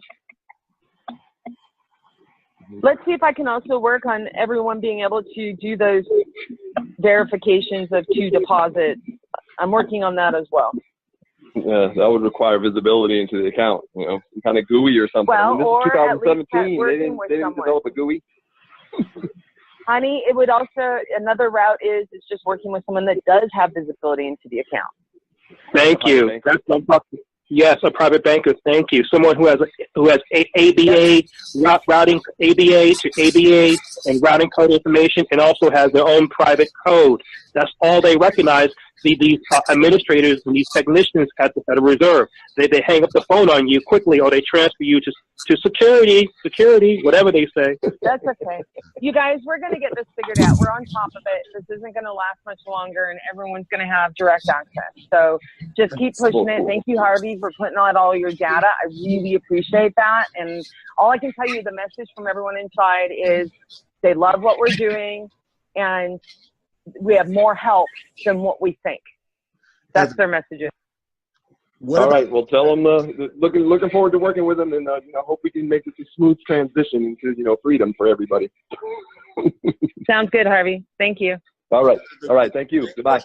Bye, Harvey. The main question is. All right, guys. I'm gonna mute out. Okay. Yeah. I'm gonna have to go also. But I think this is really excellent information. It really is an eye opener for a lot of people, and also for those who've really been working on this. For like Bob's been on it since 2000, I think 9 or 10, and I was helping him out with that back then too. This is like a dream come true. There's a question that's been asked many times, Heather. What, honey? There's a question that's being asked over and over again. What about the international? How can, if you're not in America, how can you find the routing number or the account number for those who are, like, say, in Europe or Australia? Yeah, I'm working on that too with Andrea and Patricia and all those guys. And then we have people that are actually, I put a whole bunch of people from international countries from outside the U.S. into a room so we could figure all this out. So I haven't even really taken a break except for, for about 30 minutes because we've been working on all this today. I've already done that here with PayPal. I've connected a few people's accounts here through PayPal and had it verified as a Federal Reserve account. Perfect. So this is where we need to have this data.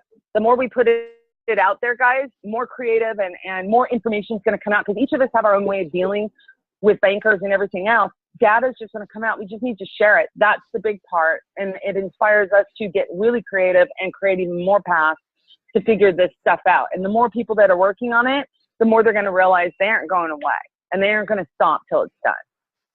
Heather, for those in Australia, we have a CRN number, which is our social security number. It's the same 9-digit number, has a letter on the end, which is correlated exactly the way your social security cards do. My only question there is, does the letter relate directly to a Federal Reserve account exactly as the American ones do? Because the RBA, which is our central bank, which is obviously just a branch of the Fed, doesn't have all of the branches that the Federal Reserve does. There's what their head offices only. They are not branches in any way. So,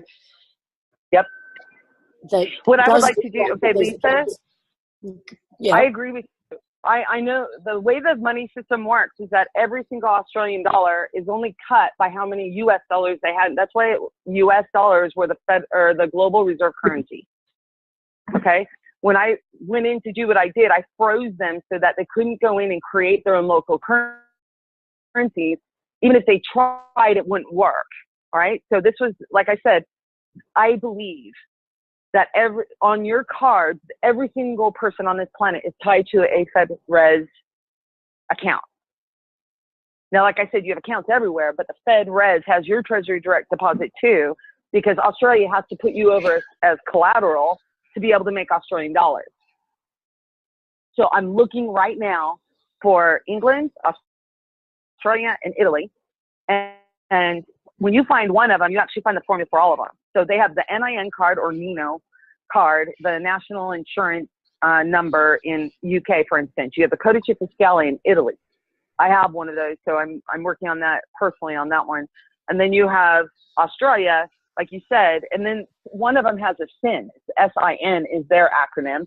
I believe they're all tied right back to the FedRes based on how the money flows. They can't cut Italian lira or euros. They can't cut euros. In fact, the definition of a euro, they changed it actually just recently, but it used to be that a euro equaled $1 US held in a European bank, which is the ECB.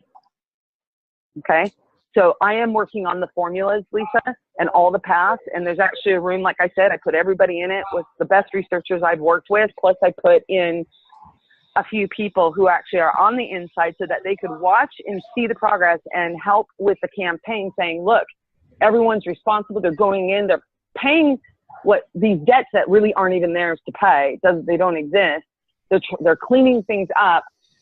All that help that's inside, that quietly has been inside assisting everyone, it needs to come out and be visible at this moment. So I'm working to get your guys, figure out where your guys' accounts are and what numbers do you use. And that's why I wanted everyone there. I'm sharing whatever information I'm getting, and I'm working, we're working basically 13 to 18 hours a day on this. So Lisa, I'll keep you up to date. If you want to be in that room, because you know the Australian system, I don't. I do know that Australia is a Commonwealth of UK, and as Harvey pointed out, all the Social Security cards are actually issued by the UK. Now, mind you, the FedRes, it's just a broker. It's a facilitator. And the ones that actually had the trust, it was held in Europe, and they sold it to China, supposedly, right before I went in to go do what we all did. So everyone's working on this. China, Russia not as much as China, they all have their agenda. So the point is, the more transparent we can make all this data and the more people we have working on it, because everyone has the data and some are really good at accessing it, some aren't. But the more we work on it together, the more we're amping up that the data comes visible, lickety split. That's my point. Well, coordinated cooperation. Couple of things. I don't do Skype anymore, so I can't be in a Skype room. We did manage to identify an account with the Fed using an Australian customer reference number from Social Security and the letter. So it did show up as an account, a valid account, a verified account with paper. However, the next step that Darius was able to achieve that didn't show up on this was that it's not showing up as an option for making payments from, even though it's in the account and it's sitting there as verified. So there's still some, and we have to, I guess. There's some step or some number that we're missing here in order to utilize it. So you've identified it, it's there. It's just a matter of actually routing out of there. And that's what we're looking for. Because I do know that there's, on that table I gave to Bob, that Lisa Shannon and I did, and grabbed everything, they actually say that you'll see it. It says, here's the letters, A, B, C, D, etc. And then here's where it corresponds to. And they say that then there's a column on the right-hand side that says, what is it? The second primary number or second primary letter. And so they give the whole column of letters again, which I'm assuming that actually is corresponding. Like you said, your letter comes at the end of the number. Is that correct? Yes, 9 digits and a letter. Okay, so I'm assuming that letter on that right-hand column, because they repeat the letter columns, one on the left-hand side, one on the right-hand side.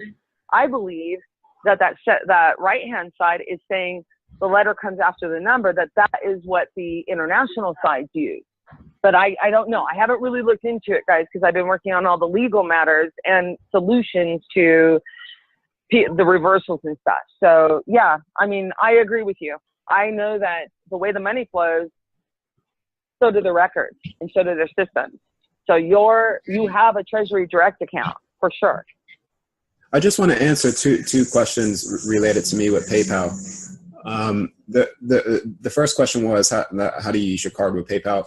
Well, you first of all, you need to have a card with PayPal and make sure that your account is zeroed out, and put the Federal Reserve account as primary. So when your account is zeroed out and you have zero funds inside your PayPal account and you set the Federal Reserve, your bank account, to the primary account, you could take that card and go to an ATM and withdraw money because it's connecting directly to that Federal Reserve account. But if you have funds in there that are like, from all different currencies, it's just going to draw out of that currency. And so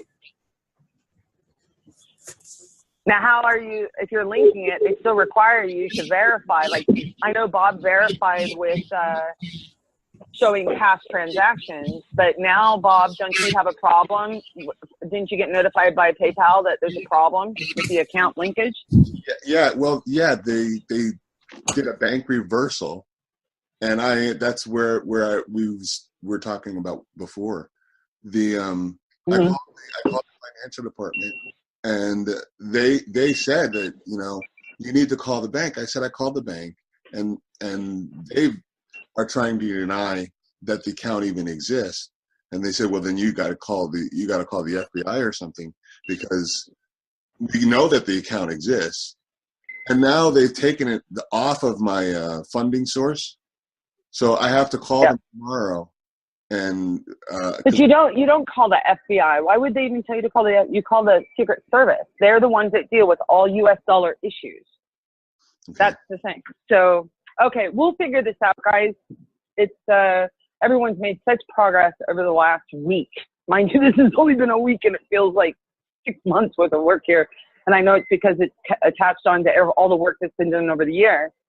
So I'm aware of the problems, and I'd like to be aware of whatever other common problems people are finding, because I'm working with the guys on the inside to figure out how can we get this resolved. Okay. Yes, bankers, having a banker that knows what they're doing and can go in and actually see your account, but that's usually only the directors of banks. And I'm talking corporate headquarters directors. Heather, this is Brenda Chester. Yeah. I've had 2 payments returned.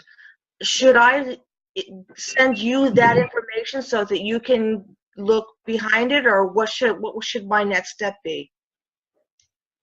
What I'm asking everyone to do is create a file of any transaction that is having issues, so that we have complete, screenshots or whatever that you have. And preferably what I would like to do is get this to a point where it's not even an issue, but obviously is to have people, I believe you should have your finger on the till. I believe you should be the one exerting your own authority, your own power, your own voice. Okay. I'm only going in and working with the insiders and I have been the entire time, was to get information and then make it as public as possible. Okay. And also right now we're looking at solutions, because this for them is a win-win for everyone. By having you utilize your property, they would rather work with you that is sane and kind and gentle than working with sociopaths. I mean, that's really how it works down to, because they've been used and abused as well. So there's a lot more help and support. I'm just coordinating the cooperation at this point. Okay. Yeah, cool.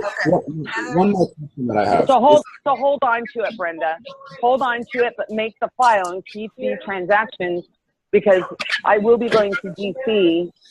I'm in Houston right now, but I will be going to DC here shortly, and that would be the moment that I deal with Secret Service in the White House. Okay.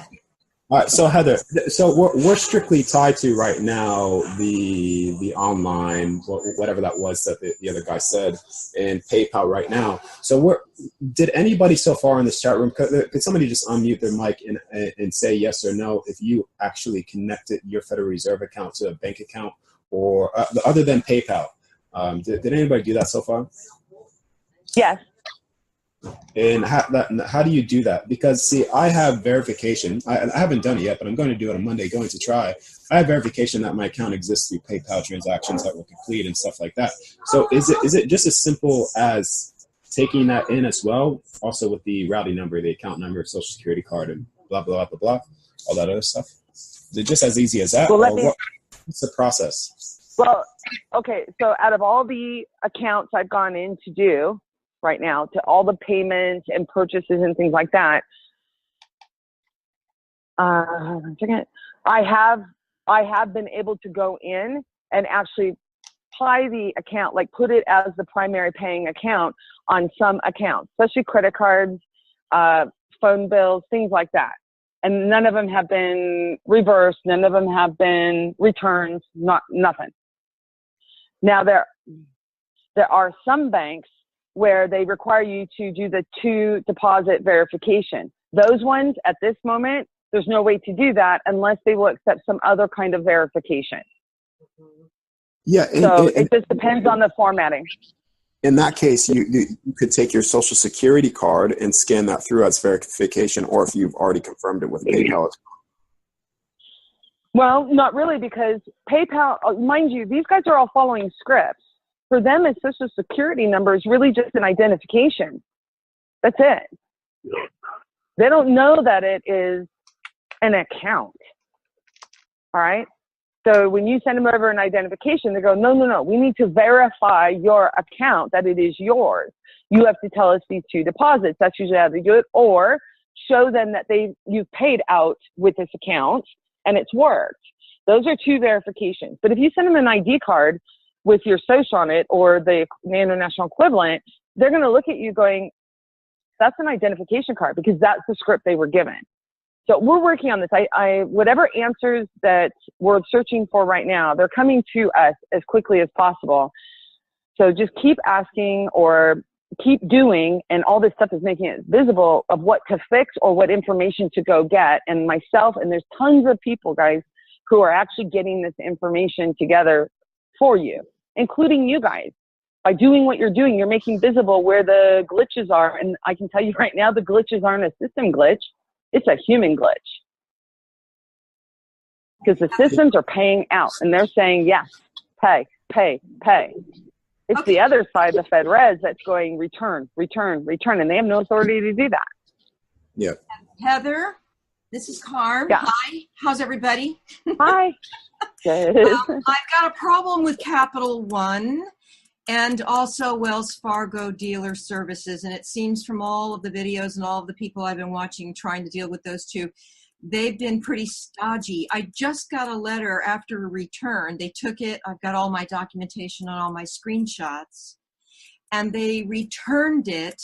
And then I got a letter this evening that said, this account number doesn't match, and it has now been red flagged and blocked from being used again here at Capital One. So do I just send back a letter and poke them again? What do we do? Okay, I have Randy and I worked on this today, and Bob and I discussed it as well. So what I'll do is I'll get that out in a written form as soon as possible, like hopefully this weekend, but just bear with me because I'm working on so many different things, whether it's the international equivalents and getting them their account numbers, because that would be fantastic for them to also be doing this. Okay. So just hold still, because it really is a matter of you just saying, hey, I've got all my documentation. I'm my own fractionalized trust, and that's my property. It's already been secured. Nobody can touch it but me, and I'm not authorizing anyone to block it. So I just need to put together how you actually do it. And that's what we worked on the ground today with. And it went really well. Randy's got it. He went and bought a Coach RV. And instead of putting it in his name, he put it in his fractionalized trust name, so that there wouldn't be issues with state taxes or, any of that stuff. So we're still working it out, guys. I'm still ironing out the practical application. How do you go do this? And then from there, of course, because everyone has their own little inner systems within this big system that's basically on its last leg. So just bear with us as we get these practical applications. And it's really a trial and error at this moment, isn't it? Everyone's going in, doing it, it works, and now there's reversals, so we've been working on that. How do you deal with the reversals? How do you deal with all this? And that's what I'm working on with the insiders on, is how best can we go in so that none of that shit happens anymore. But I also want to know how the internationals figure out where their locations are and what numbers they use to be able to do the same thing we are. So there's a lot of things going on here. So just please be as patient as you can while everyone's working on it. Other practical steps other than PayPal? Could everyone experience of practical steps that they have taken other than PayPal? That steps that like all of us could start using other than just speaking about FBI and stuff like that. Like let's start sharing everybody's successes and failures, and let's start to work around that. Let's get more practical. But that's what we've been doing this whole week, is sharing all of that. And that's what we're working towards, So I personally, I don't like court. They're just dog and pony shows. I don't like having to deal with agencies unless, you know, I don't want to have to go and use a force kind of enforcement. When I'm looking at enforcement, it's from a power position. Everyone's utilizing their stuff. Right. So I'm working this stuff out. Everyone's working this stuff out. It's not just me. It's not just one group. It's everyone, and they're all over the planet right now. Right. So just have patience with yourself, have patience with each other, and really have patience and compassion with the ones who are actually trying to block things right now. And if you even pay any attention to them blocking it, like saying, go ahead and block it, I need something to fight, then they're going to give it to you. I just say, I'm not going to deal with it. I'm not going to allow it. And, you know, like the reshuffling of the numbers, it stopped. Okay. Well, that's when everything kind of fell apart. Everything went in, and then they sent me back actually an information that said, you've got, and I went, oh, they're messing around with the routing numbers. so I didn't. Well, it can be. We'll just have to, we'll figure it out, you guys. And I'm sorry because I have to go and see to my kids. So what I'm going to do is I will get the stuff together, at least the information I'm working on and the solutions that I'm working on with the insiders here. The international stuff, like I said, there's teams put together and everyone's working on it. So the data's coming. That's for sure. It's all going to be made visible. That is undeniable. That is a fact. That is factualized. It's just a matter of getting it visible. Okay? Thank the you. Details of getting it visible. Is there thanks, guys. Yeah, raised hand here. Have a good night. Yeah. Thanks. We appreciate you, Heather. Thank you. Thank you, Heather. Thank you. Does anybody have a Federal Wire routing info so we can look at that, and also the updated routing numbers? Anybody have that? Thank you, Heather. Thank you. Heather. There's a lot of documents that came with the email that have a lot of those routing numbers. Look at the bottom of the email. The routing numbers. The routing numbers for A to L, there's 2 or 3 different versions of the A to L route. A to L. As far as the international routing numbers, those can be found at the FedWire website. If you there's a way I can give you my information, or you can look on the Federal Reserve Bank website. It's very difficult to navigate that website on purpose. On purpose, it's very difficult to navigate the Federal Reserve websites, how to get to that FedWire and the ACH. But if you want, it's lamont.thorium.gmail if you want to communicate me by Gmail. Lamont.thorium. I have the 2 different versions of the routing numbers for I believe they're just for the United States. A is an apple, L, and the sub series.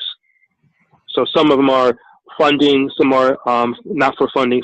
Some are data entries, eligibility, some are funding eligibilities, sub-series of the routing numbers for their respected letter of the alphabet. And that's lamont.thorium@gmail, THORIUM, that's LAMONT.thorium, THORIUM @gmail. And I can give you the link to the International Wire Fund, Wire Fed, as it's called. The individual who has the PayPal issue, who was that? I think Bob, or I think who was the PayPal person? That's me. I've been working with PayPal. I've been using PayPal for about 4 years now. So in terms of using my account, I haven't had many at all, no red flags, because I've been using it as a business. So connecting the Federal Reserve account for me, anyways, has been very, very easy as soon as I got to do payments. And what I've been doing now is that if you're new to PayPal, right, if you're using it for the first time, that if you all of a sudden, make a payment for like $3,000 or something like that, it's going to get a red flag because you never use the account. So you got to start off small. Unless you want to trigger the account, then go for it, I guess. But I mean, that's not necessarily what I'm working for, because I'm working for actually getting cash out and using it. So, if you're using PayPal as a first timer, as a first account, start off small, like $20, then, transfer it to a friend, then go $100. As soon as you get up to the $600 mark, then you could start to go into the thousands to your daily limit as well. And to verify it, with help from Bob as well, all you have to do is add in your routing number, your account number, and of course they're going to ask you, I had this question asked as well, confirm the deposits that were sent into the PayPal account. I didn't do that. I called up PayPal and I said, listen, this is a private trust account. I don't get monthly statements. How else could I verify it? And they just let me through a test. After when I was done with the test, they said, okay, you're completely verified. I was like, oh, really, that easy? They're like, yeah, that's it. And then I've just started making payments ever since. And so you just have to. Could you speak a little louder, please? You must be on a Bluetooth or something, or headset. So I heard what you said, but you were fading out. So you're saying that you called up PayPal customer service and you told them it was a private trust account, and that you do not get regular bank statements. Yeah, correct. And then when you say that, yeah, that's correct. When you say that, then they'll lead you through just a simple test, security questions that are to confirm who you say you are. When you're done with that, as long as you're nice and not being like an asshole or anything, then they'll just confirm the account for you, and then you're ready to go. So do you have a PayPal card? You have a physical? I never heard of a PayPal card. Is that what you have? To get a PayPal card, like I said, because I've been using PayPal for so long, it's quite easy for me. But to get the PayPal card, you actually have to connect a real bank account, not your federal bank account, a real bank account. And then you order. When you confirm, like it's all real bank account. But when you confirm like a public bank account, like Westpac or One Choice or whatever you're with, you order your card from there. And then when you have your card from there, your Federal Reserve account linked, then you could actually start to.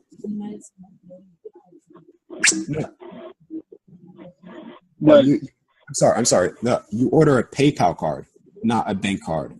So when you link your public bank, all right, to the PayPal account, you order the PayPal card, all right, and then you verify your Federal Reserve account. So now that might not work for everybody, because I believe the PayPal card is only available if you're in the United States. Yeah, that's true. That's true. The PayPal card is Bob, it's really hard to hear you again. Yeah, Bob, it's really hard to hear you. Can you speak up too loud to the phone? It's really hard to hear you. If you're on a Bluetooth or a headset, it's very hard to hear your voice. It sounds like a wind. Can you hear me now? Much better. Okay. Yeah, there's a PayPal card in America. I don't think in other countries you can get it. You can actually get a debit card and use it at the ATM. So if you're in the United States, you can, after your PayPal account is active for at least 2 months, you can order a PayPal debit card, and you can get that card in the mail within like a week. Thank you. I have a PayPal account for about 2 or 3 years, and I never realized they had such a thing called a PayPal card. So are you saying we just simply call PayPal? Are you saying you simply call PayPal customer service and request one and have it mailed to you, and then do the shifting around of the account to the Reserve Bank? Yes. Once you possess it. Okay. Do you have do you have, Bob? Do you have a Facebook account, or how can I contact you? My Facebook is Nubius12. Facebook.com/Nubius12, and you can find my profile there. Bobby, put that in the chat, Bobby. NUBIUS. I'll put the link in the chat. And just so you know, before you get off the screen, it might be really important for you to save the chat.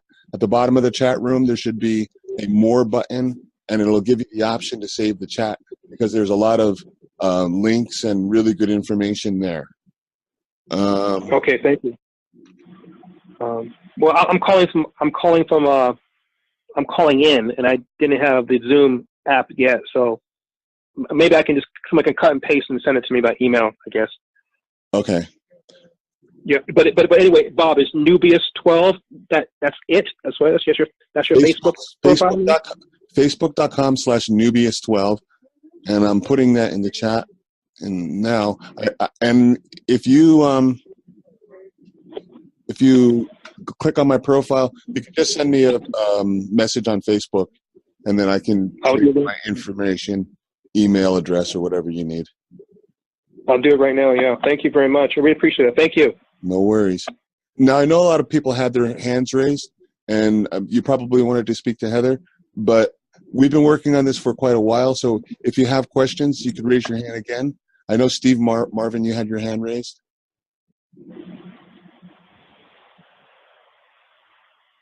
Steve, are you there? I'm sorry, Bob. Is NB? I'm sorry. Forgive me for interrupting. Is NUBIUS? NUBIUS. Yes. 12. The number. And then I got Bob White comes up. That's who I am, Bob Wright. Okay, great. Yeah, that's fantastic. I see. I put a friend's request for it. Okay. Oh, you're gonna put it in nice chat though, Bob. Bob, you're gonna put it in chat. I did put it in chat. I'll put it in. Okay, hold on. It's there.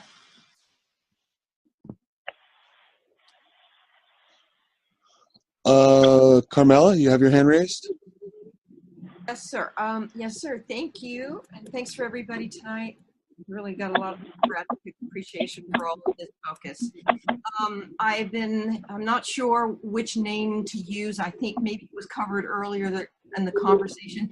If you had remarried, if you had married and you went to Social Security and there are 3 names on the card and that was the card that came with the letter. Okay, it was a replacement from the first one I got so long ago. So I would use that one. That's what you recommended? Yes, if your most recent card, Yeah. I would use that one, yes. All right, that's it. Thank you. No worries. But Harvey says there's a problem there because it's not the same name as on your birth certificate. All of that. It's the number that matters. Yeah, it's the number that matters. And yeah, if you can play with it, but I found that the most recent card issued, you'll usually find the account. Okay. Okay. Thank you. Bob, this is Brenda Chester. I had a situation today where the IRS informed me that when they put my Social Security number in, my old name, Brenda, it comes up as Brenda Sickler, not Brenda Chester. Now, I've been Chester for the last 4 or 5 years, or 4 years. So I now Do you have a Social Security card with the name Chester? That says Brenda Chester. It has the name Chester? Yes, it does. Then that's the one you use. Okay, yeah, but I'm just saying I have to call Social Security now and find out why the IRS, when they put my Social Security number in, it comes up as Brenda Sickler. Yeah, they probably haven't updated their records or something. I don't know. But yeah, if you can find a valid account under Chester, you put something in and it paid. And please, everybody document everything that's being paid and everything that's being not paid or being returned. If you found if you got it through, that's the account you use. And your Social Security card proves you are the owner of that account. Right, yeah, that's what I was saying. The payments that I have made, the only one that hasn't been returned yet is my medical bills. Everything else has been returned. Okay. Your medical bills, the ones that have been returned, the medical bills paid, you said, right? Yes. Okay, keep those records, because as long as the account is valid and you have proof that the account is valid, then we can help you. Heather's going to be making a trip, and there is a plan in place. So please keep that record. And I have it. And you know what I've done now. My utility bill got returned, and they still allow me to use that number. I just paid it again, and this time I called them up and I says, "Look, I showed them the documents where I'm the owner of that trust, of that account, and I said, I'm going to pay you one more time. And when you receive the money, if you return it, right, then I'm going to consider this bill paid." And they said, okay. So it's actually processing right now, guys. I just checked a few minutes ago. Can we have Carrie Ellis ask her question? She's had her hand raised from practically the beginning. Yes, please go ahead, Carrie.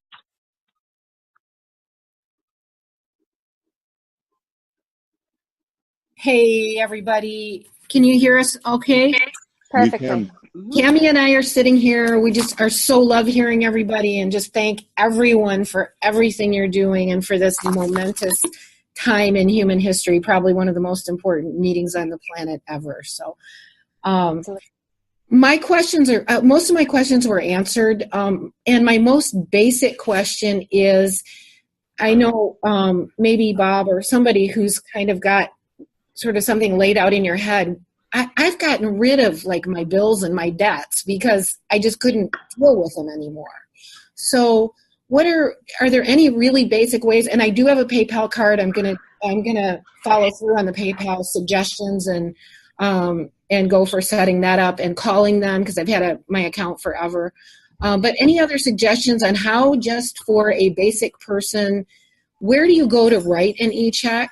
And then, I don't know, what are suggestions if I don't have bills and I don't have debts? Well, like you guys were talking about wiring money to a car dealership, for example. Yeah, just suggestions on how to. I'd love to just activate my account and start using it and get in this game. Yeah, buy 10,000 shoes. Well, like what Randy Bean's been doing and working with Heather, that's been huge. I mean, he got $1 million out. So right. I guess I didn't know. I didn't catch how he did that, I guess. What you might try, Carrie, is if you can find like a net spend card or a prepaid debit card that you can, it'll ask you for a funding source. Okay. See if you can order one of those cards and put that in as a funding source. Okay. And if it takes, then you can use that card as your link to the account. Brilliant. And I also have a lot of friends in other countries, so I was glad that discussion came up and that Heather's kind of working on tracking that as well. But yeah, and my friend David is on here that we invited, and he actually ordered a Tesla car with their electronic payment system. Wow. And he's paid off a number of his bills. We should hear from him. Actually. Yeah, I don't know if David, if you want to jump on and mute yourself, but thank you so much again and again and again. And I just feel so honored to be here, all of us together. Love the tribe. Love you guys. Love you too. Thank you for coming. Oh, hey guys, this is David Pollock. How's everyone doing? Very good. Well, yeah, so today I decided to be a little gutsy, and I went out and ordered a Tesla, and I received an email that my order's been placed. I'm sorry, can you speak a little louder, please? I'm sorry, can you get to the phone? Because we need crisp, solid, bold voices, because this is a celebration of your Jubilee. Can you speak a little louder, please? Thank you. Can you hear me now? Yes. That's slightly better.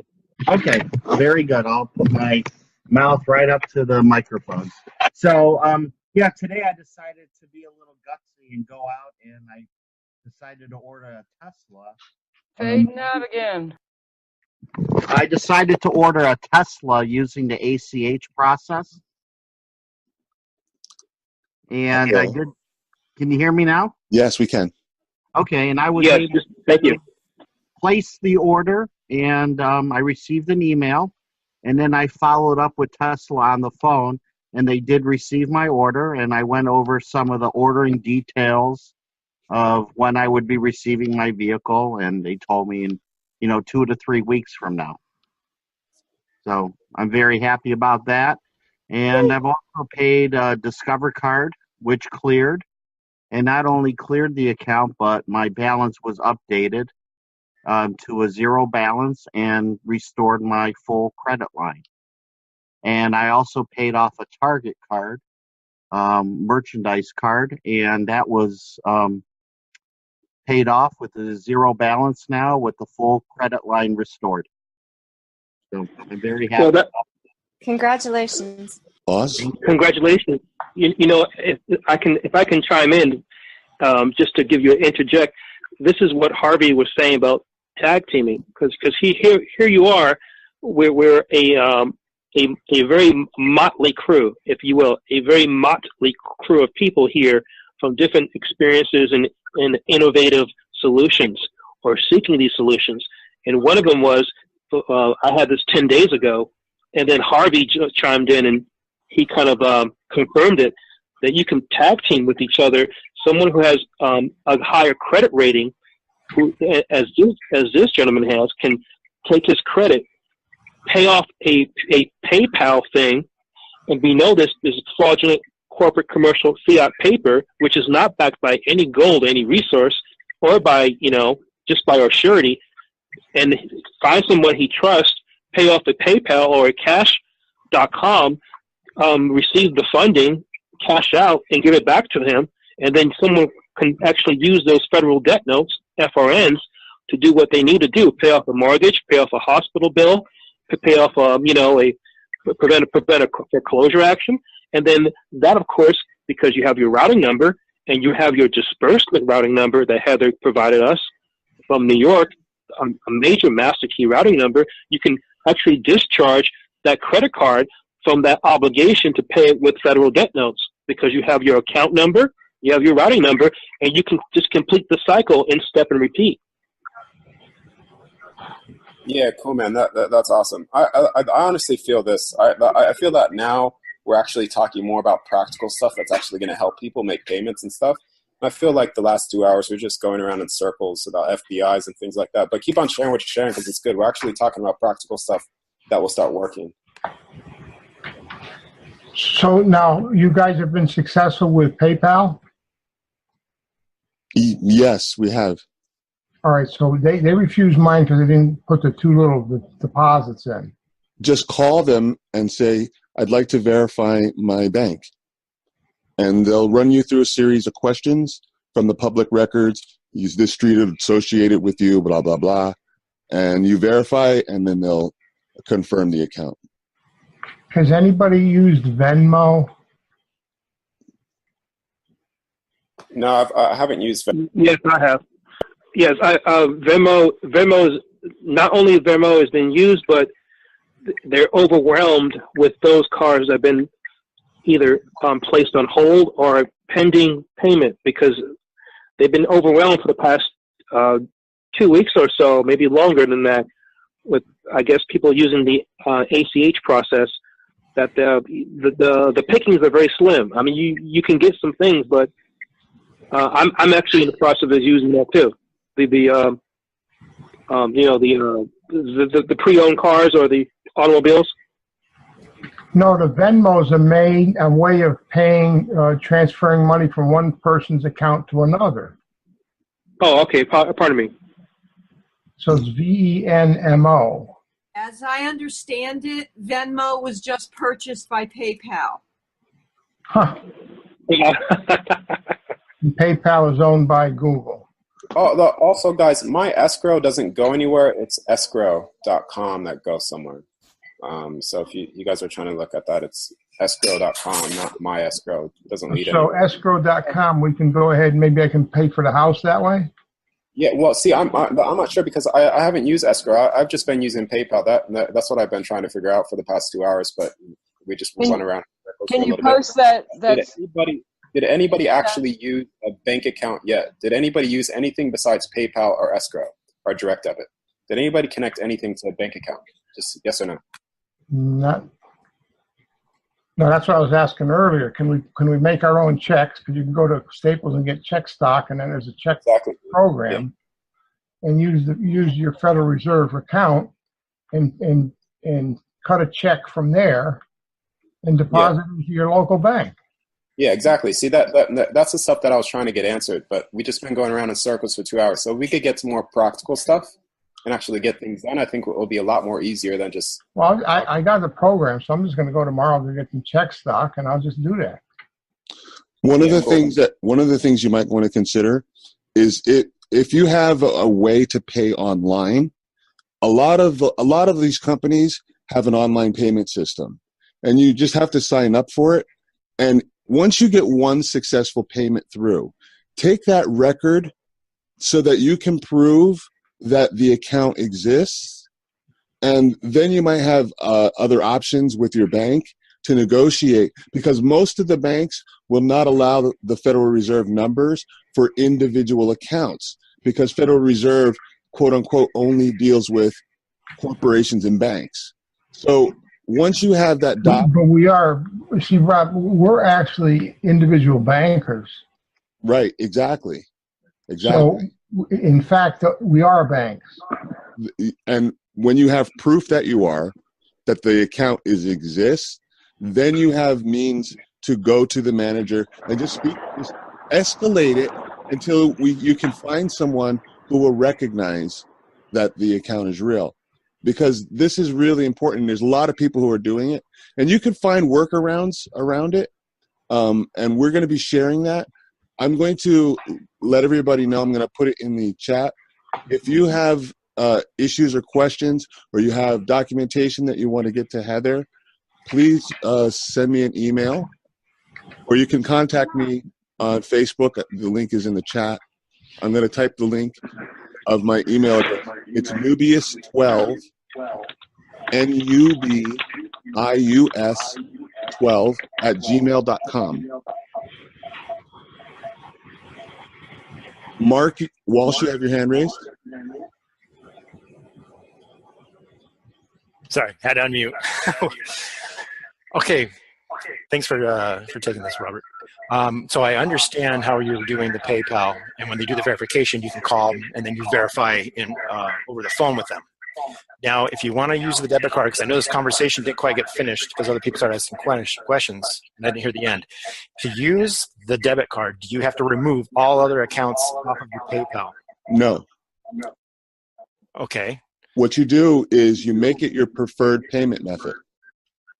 You go to Manage Payment Accounts. Yes. And then you would choose that bank account as your preferred payment. And then if you have like a PayPal card, then you can go to the debit card and then use that as your funding source for the card. Okay, so if they issue you a debit card and you make your Federal Reserve account your preferred, the debit card will automatically pull funds out of that account. Exactly. Oh, wow. And you've tried this? I've tried it. It works. And you're getting cash or just purchasing stuff? You could purchase stuff with the card, or you could. I haven't tried the ATM yet, but you could use the card to purchase stuff. Okay, but nobody's trying to pull out cash yet out of an ATM? Yeah, well, I'm going to try that today. Well, let me know what happens. I want to know. I'm assuming that we kind of have to kind of ease into this. I mean, obviously, people trying to do the $1 million CDs is a flag, but what is the most that people have been able to get away with? I mean, can I pay off a $400,000 home, or do I just make my house payments? Okay, so with PayPal, now I'm only speaking purely from PayPal because I've been using it for years, and I've been having really good success with it right now. With PayPal, obviously you can't sit there and pull out $1 million. That's ridiculous. They're going to flag over the Now, what you could do is if you look up the limits, there's going to be a $3,000 limit or a $10,000 trading limit that you could do. Now, when it comes to connecting your Federal Reserve account, you can actually pull out money from the Federal Reserve and add it to your PayPal account. I've done that. Okay. In terms of paying with the PayPal account, you could also, your account must be at zero, like 0, 0, 0, 0. So this way, if you do pay with your card, it will directly access what Bob said. It would directly access your Federal Reserve account if you make it primary. Okay. And then I don't know if the question was asked as people actually tried to make like their mortgage payments, where you're actually paying into a bank. Yes. And that's working. Several mortgages paid off. Paid off the full amount. Full amount. We've ran transactions as high as 500 million. Really? Yeah, that definitely flagged us.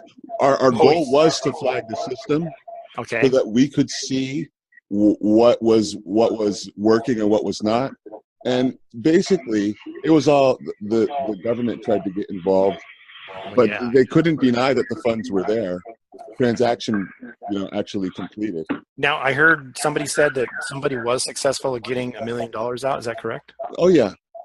And was that Randy, is that through? I don't know, Randy, are you on the call? Still? Now, was that doing it through the CD or something like that? Yes, he purchased 3 CDs, I think, for Obviously not through Barclays Bank, right? million. He cashed one of them out early, and he got like $1 million. And he bought a truck for himself, one for his brother, and he just bought today an RV. So what bank was he able to get the CD through? I don't remember the bank. He was on the line, and he would be able to answer, but I can find out for you. Okay, so if you could let me know, that'd be cool. Obviously, it's not Barclays, right? So they're not playing ball. No, it wasn't Barclays. Hold on, let me see if I can. It might have been in one of those. Because if he's had success with a certain bank, then it kind of blazing a trail for the rest of us to try this, right?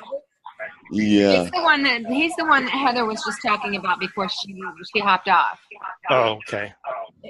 Hey, Robert, Bob. Yes. It was USAA, Randy's bank. And oh, really? Colony Bank. USAA? I thought that's an insurance company. Oh, maybe it is. I don't know. But there's a U.S. bank. No, USAA. Okay. And it's working like a show. Because I heard, U.S. Bank might be pretty easy to work with because they were the ones that were accepting people using ANC. Supposedly they were the only bank, so maybe they might be a little bit looser. So that might be a bank to try also. You guys know what I'm talking about when I said the ANC, right? The assumed name certificate. So, okay. Well, cool. Well, thanks for answering my question, Robert. I appreciate it. No worries. So how do you do a payment to a credit card? How do you if you have a credit card bill? I just want to help some of my friends. I just did it just now, and I'll tell you what happens in 24 hours. So far, I just want to know how you mechanically do it. How do you do it? How do you? It really helps if you do everything online. Yeah. Right? I'm good with that. You go to the if it's like a MasterCard or if it's drawn on a particular bank, you would go to their website, and usually they have an online payment, and you can choose which way you want it to pay. They'll ask for a credit card, debit card, or a bank account. Okay. Choose bank account, and the bank type will be checking, and then it'll ask you for the account name, the routing number, and the account number. Perfect. Hey, Robert, one last question. I think you and I share the 06. Did you have more luck with the 064 or the 061 routing number? 064. That's the first one I used, and so far it looked like everything worked up for U.S. Bank. I just tried to make my credit card payment. I didn't try paying the whole thing off yet, but I just made a payment to see how that goes through. If it works, then I can just probably try to pay the whole thing off, right? It's like $3,000. Here, I'm putting in again, and I put it in several times in the chat. Yes. A website that you can search the routing number, and it'll come up and it'll tell you if it does Fed ACH processing. And it'll tell you what branch it does processing for. Okay. Why wouldn't you overpay your credit card? Excuse me? I would overpay the credit card. If I owed $3,000, I'd pay $5,000. Then you got $2,000. You just go to an ATM machine and get $2,000.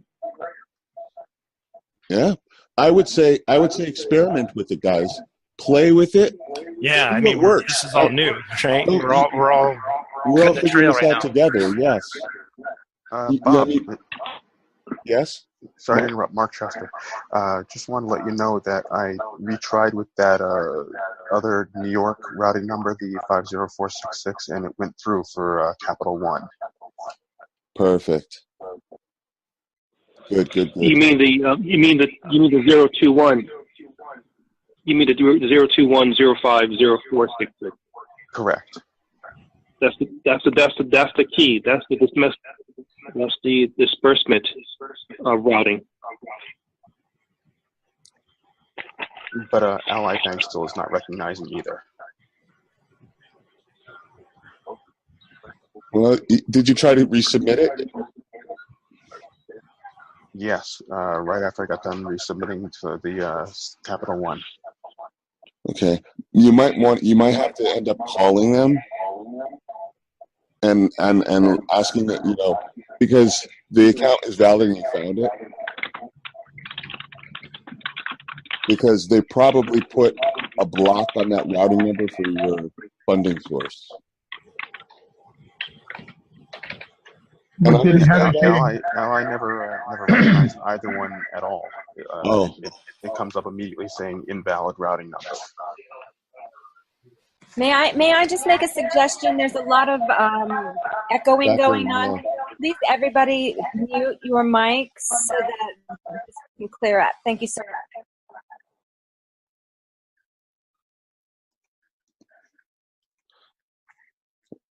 Okay, I muted everyone. Perfect. Honorable Floyd, you have your hand raised? Thank you, Robert. No more honorable here, brother.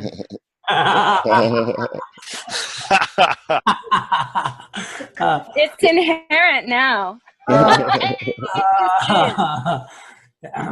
Yeah, but at any rate, one of the questions that Deborah had was because on hers, there's several routing numbers. You just keep trying till one goes through, or what? That website that I posted in the chat, you can go there and check the routing number, and it will tell you if it does Fed ACH processing. The one that you put in for U.S. bank locations, is that the one? Yeah, and it'll tell you. Actually, I'm going to publish a chart of all the routing numbers in all the different regions, and I will email it to anyone who needs it. Just send me a message on Facebook.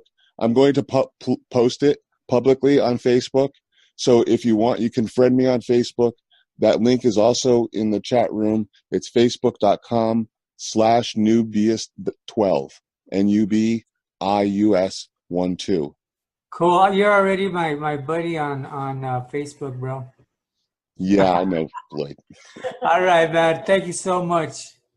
No worries. Kristen, you got your hand raised? I do. Bobby, I have a question for you from the standpoint of next gathering. What do you suggest that we might be able to get back together on another call? Actually, we're already on that.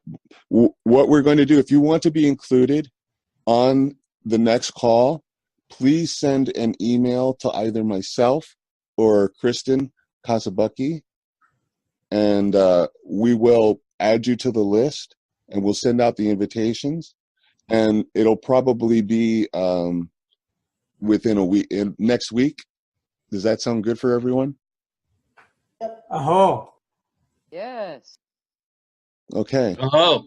And if you put your email, your name and your email in the chat room, if you haven't already, we'll save the chat room and I'll pull emails from that listing to put on the master distribution list. Perfect.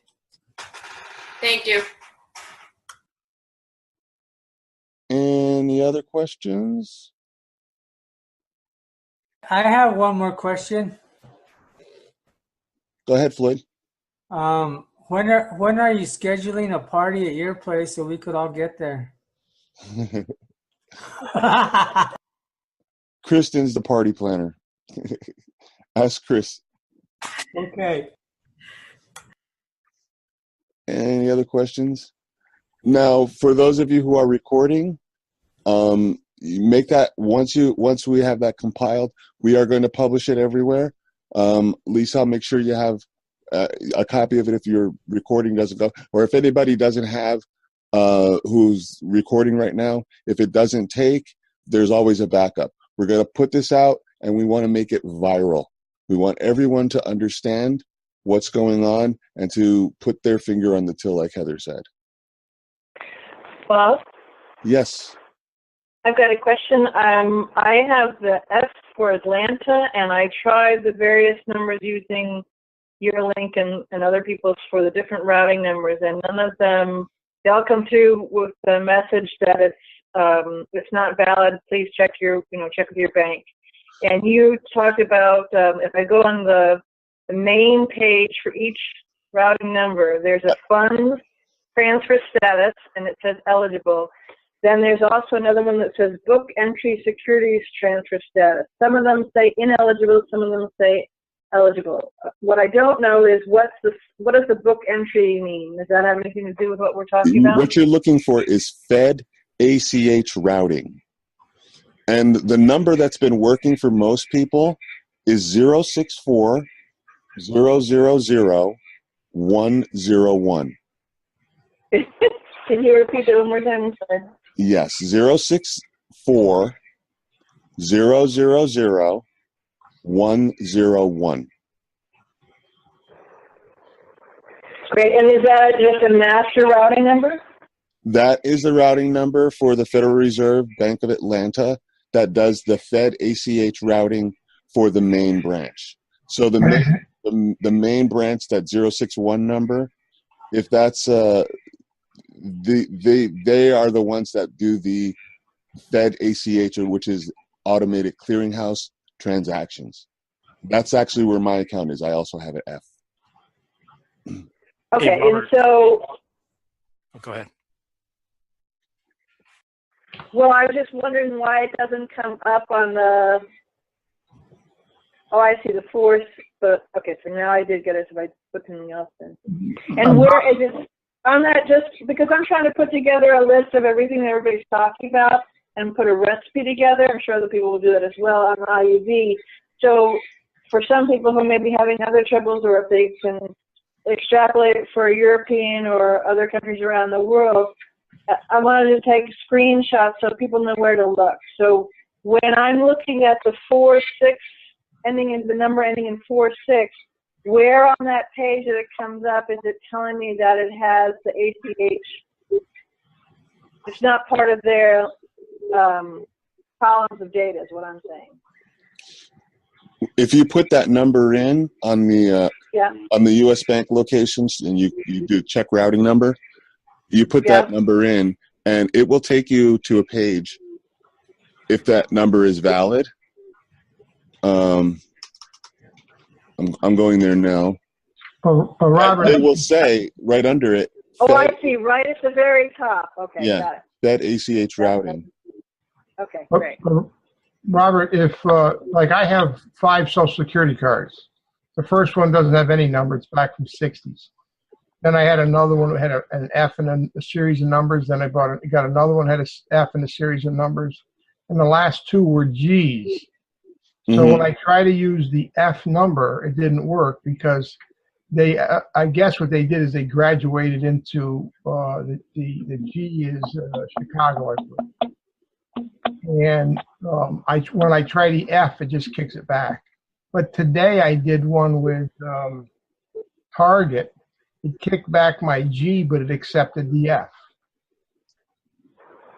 So that might have been part of the shuffle. So I have 2 different letters. It might behoove people to go down to Social Security and get another card and see if they can get a different letter in case they try to shuffle them and just switch back. Right. There, like Heather said, you have multiple accounts a lot of places, and they may just change the routing to one of these other accounts. And right up to now, it's been just trial and error. I had to try several different routing numbers until I actually found one where it accepted it, and it actually went through. So, like I said, don't be afraid to play. It is your account. It's your name and number on it. And if you have issued the Social Security card, you have certification of ownership. Okay, so just look at your card. I would start with the most recent one that was issued because usually that's active, and they shouldn't be moving the accounts around, the routings around anymore. But if you find a routing number under the region that you're in that works, use it. Hey, Robert, real quick. Hey, I just did another test with Credit First. Yeah. And they said invalid routing number, and I tried the 2 different ones that I had, the 064 and the 061, and they're saying that's invalid. But I was able to process a payment through my U.S. bank. Okay. I've got a question. So when it comes up with invalid routing, now do I try to contact them directly? Yeah, well, if their payment system doesn't recognize those routing numbers, usually it's because it's not programmed to accept those routing numbers, because those routing numbers in their mind are only for the Federal Reserve and they only deal with other banks. Right. So those aren't even in their database. Oh.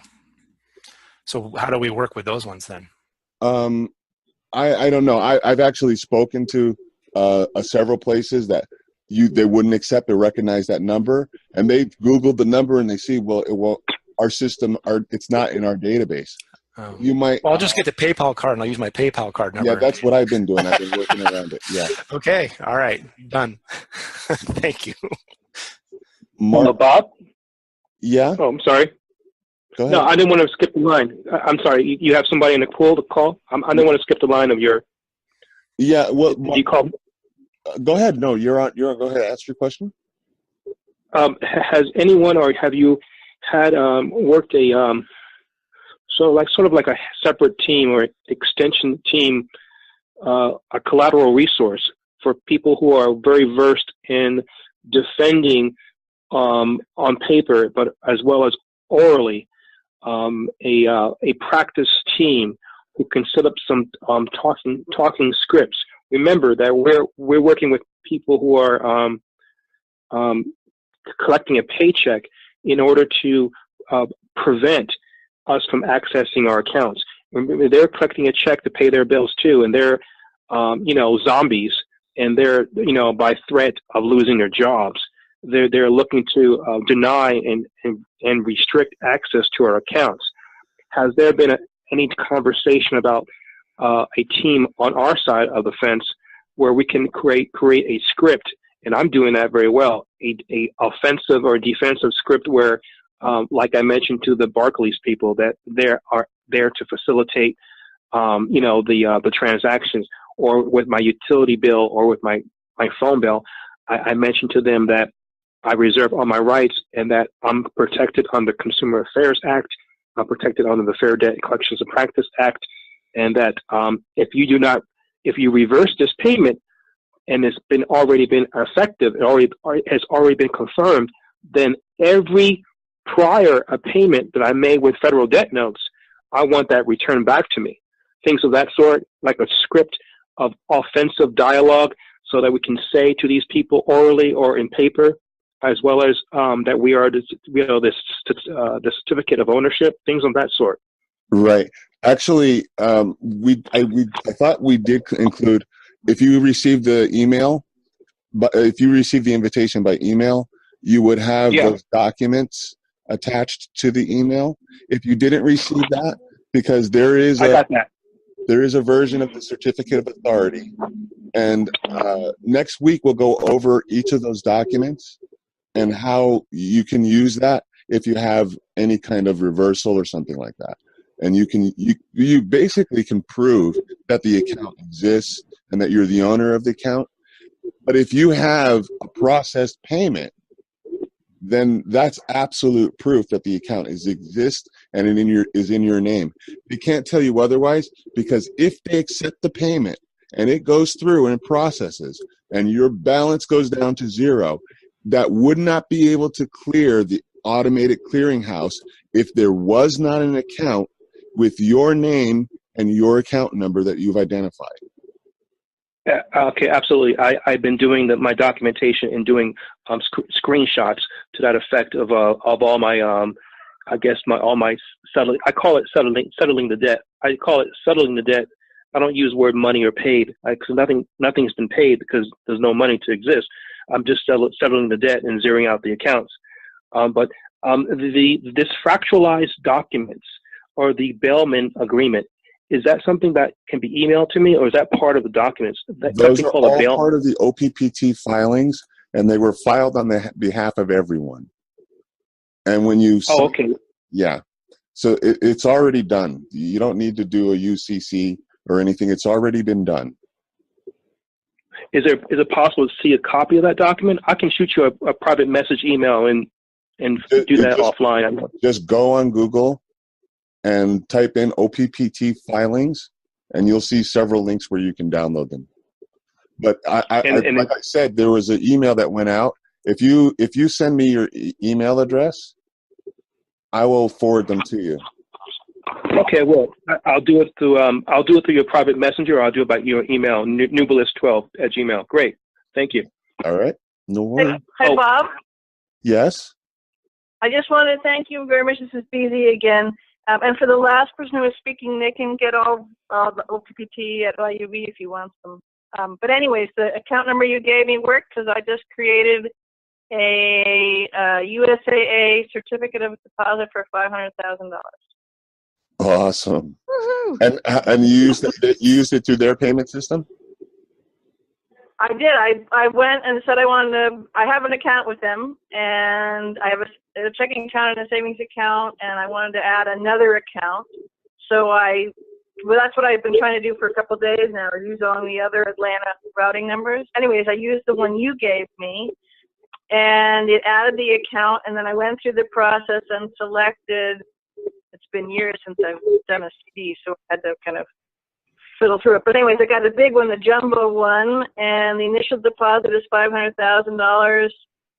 I just picked the lowest, 3 years. Anyways, and they're going to put any interest in there to the CD balance monthly. So I'm taking a screenshot of that, so I have it. Yes, and I want to hear how your success goes. I want to hear that story. Congratulations. What bank was that, if I can interject? What bank was that you did it with? USAA. Thank you. Yeah. I never heard of that. Hey, that's what the other one was. That's two now. Yeah. That's what Randy. Yeah, I have that one, and I've got a couple of different accounts. But anyways, I'm going to post all of this and everybody else's stories that I can get to and interview people and stuff, so everybody can have a recipe on the IUV, i-uv.com. Thanks, Bob. No worries. Mark, you have your hand raised? Yeah, I was just going to ask you about if you're looking at a routing number and it's showing specifically for something else, like for mortgages, is that something that you should pretty much just ignore it? Not a big deal, or? Well, we're looking for payment processing. Okay. And that's going to be ACH. Now, there may be your bank. We can find the FedWire routing number for your bank once you identify where your bank is at, and that may be a different routing number.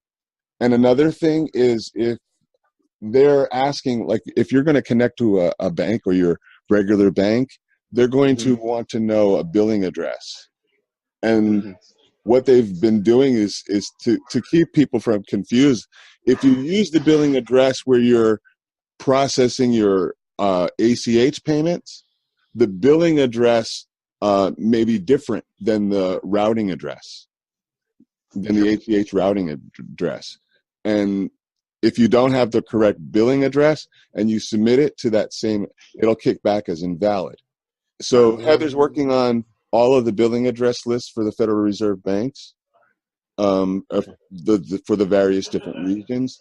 So we'll publish that, and everybody will be able to. So it's a slow process, but we're figuring it out, and we're really. I mean, right now, I can't even tell you how many successful processes. You hear about a lot of the reversals, and a lot of things. Some things do get reversed, but now that you know, and people think that, oh, there's somebody's going to come after me, and I love that Harvey's putting that out. Nobody's going to come after you. It's your account in your name. They can't. All they can do is try to block you from accessing it. And we've been finding workarounds, but honestly, I don't think as this gets viral and more people start doing, they're not going to be able to move things around. Well, no.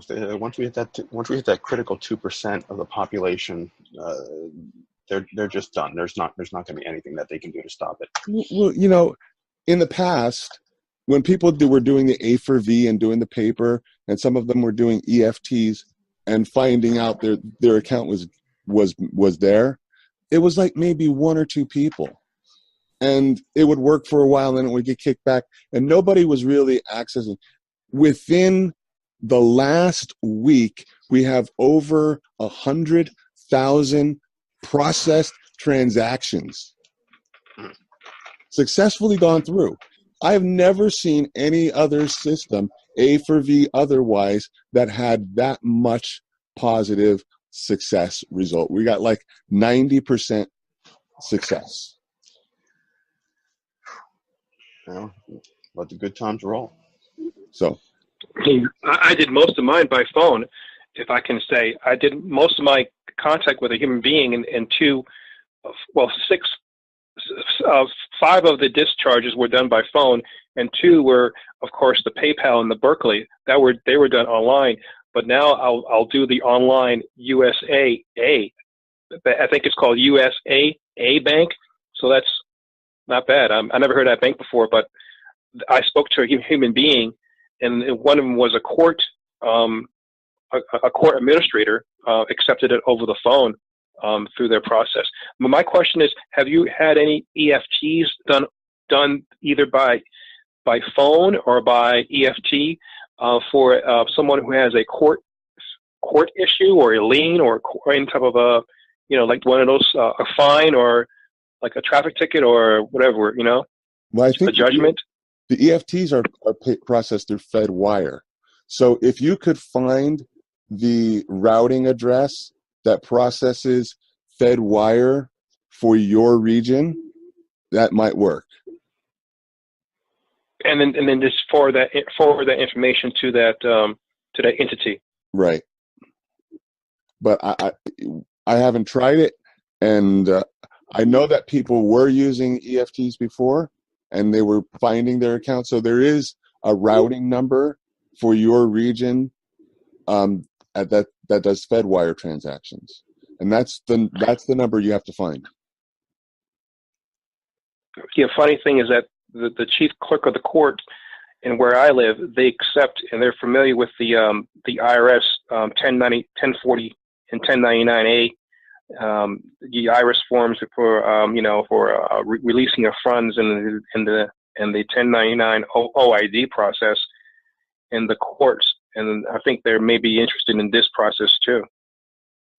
Yeah, they might be. So just give them a call. You're not afraid to talk to them on it, obviously. So give them a call and see what happens. Yeah. That was my next question. Can we make payments to the IRS using this account? The IRS is not going to. They're not going to recognize your routing number.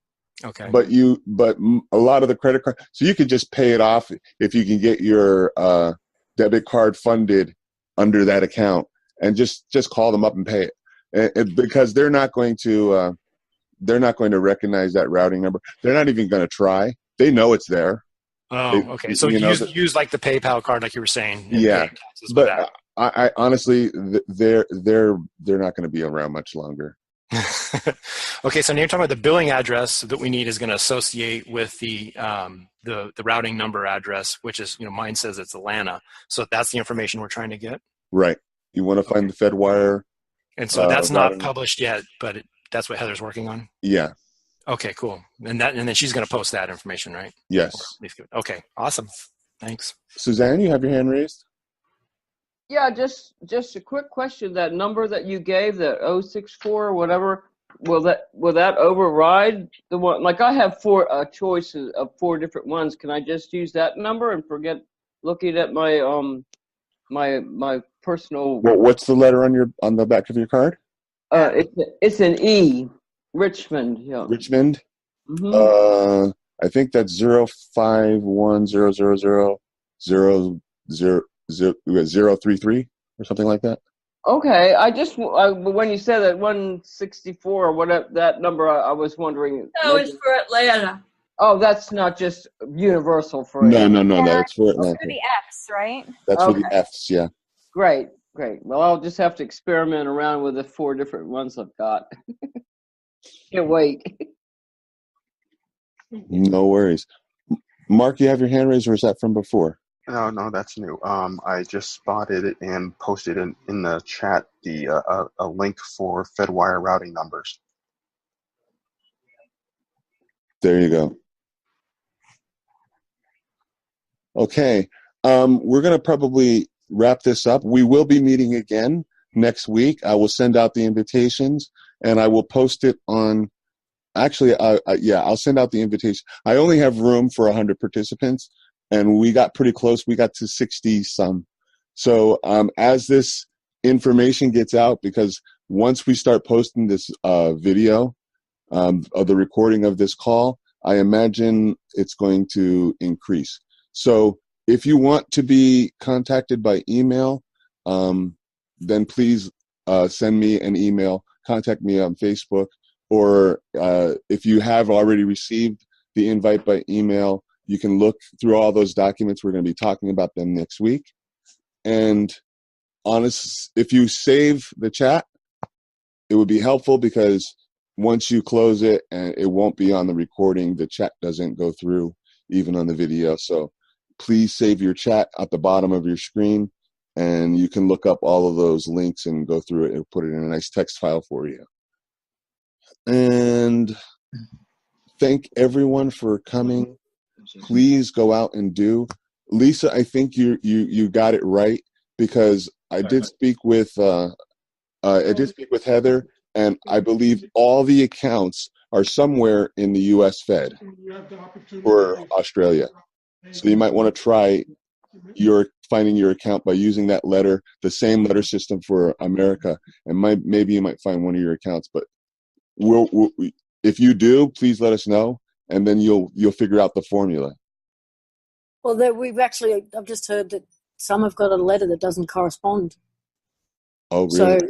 So have you heard of a V before? A V, no. Okay. I know, but we'll figure it out. Hey, real quick, Mark Chester just posted that link to the Fed wire routing numbers.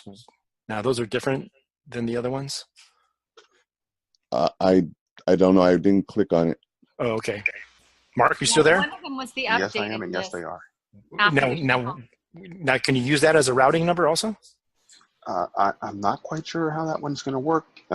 Perfectly honest, Mark. I just dumb luck ran into it. You just found that, okay? Because I see a different 06. So if you go to that website that I gave you, you can research that routing number that you find, and it'll tell you what is processed at that particular branch, and what central region bank it's processing for.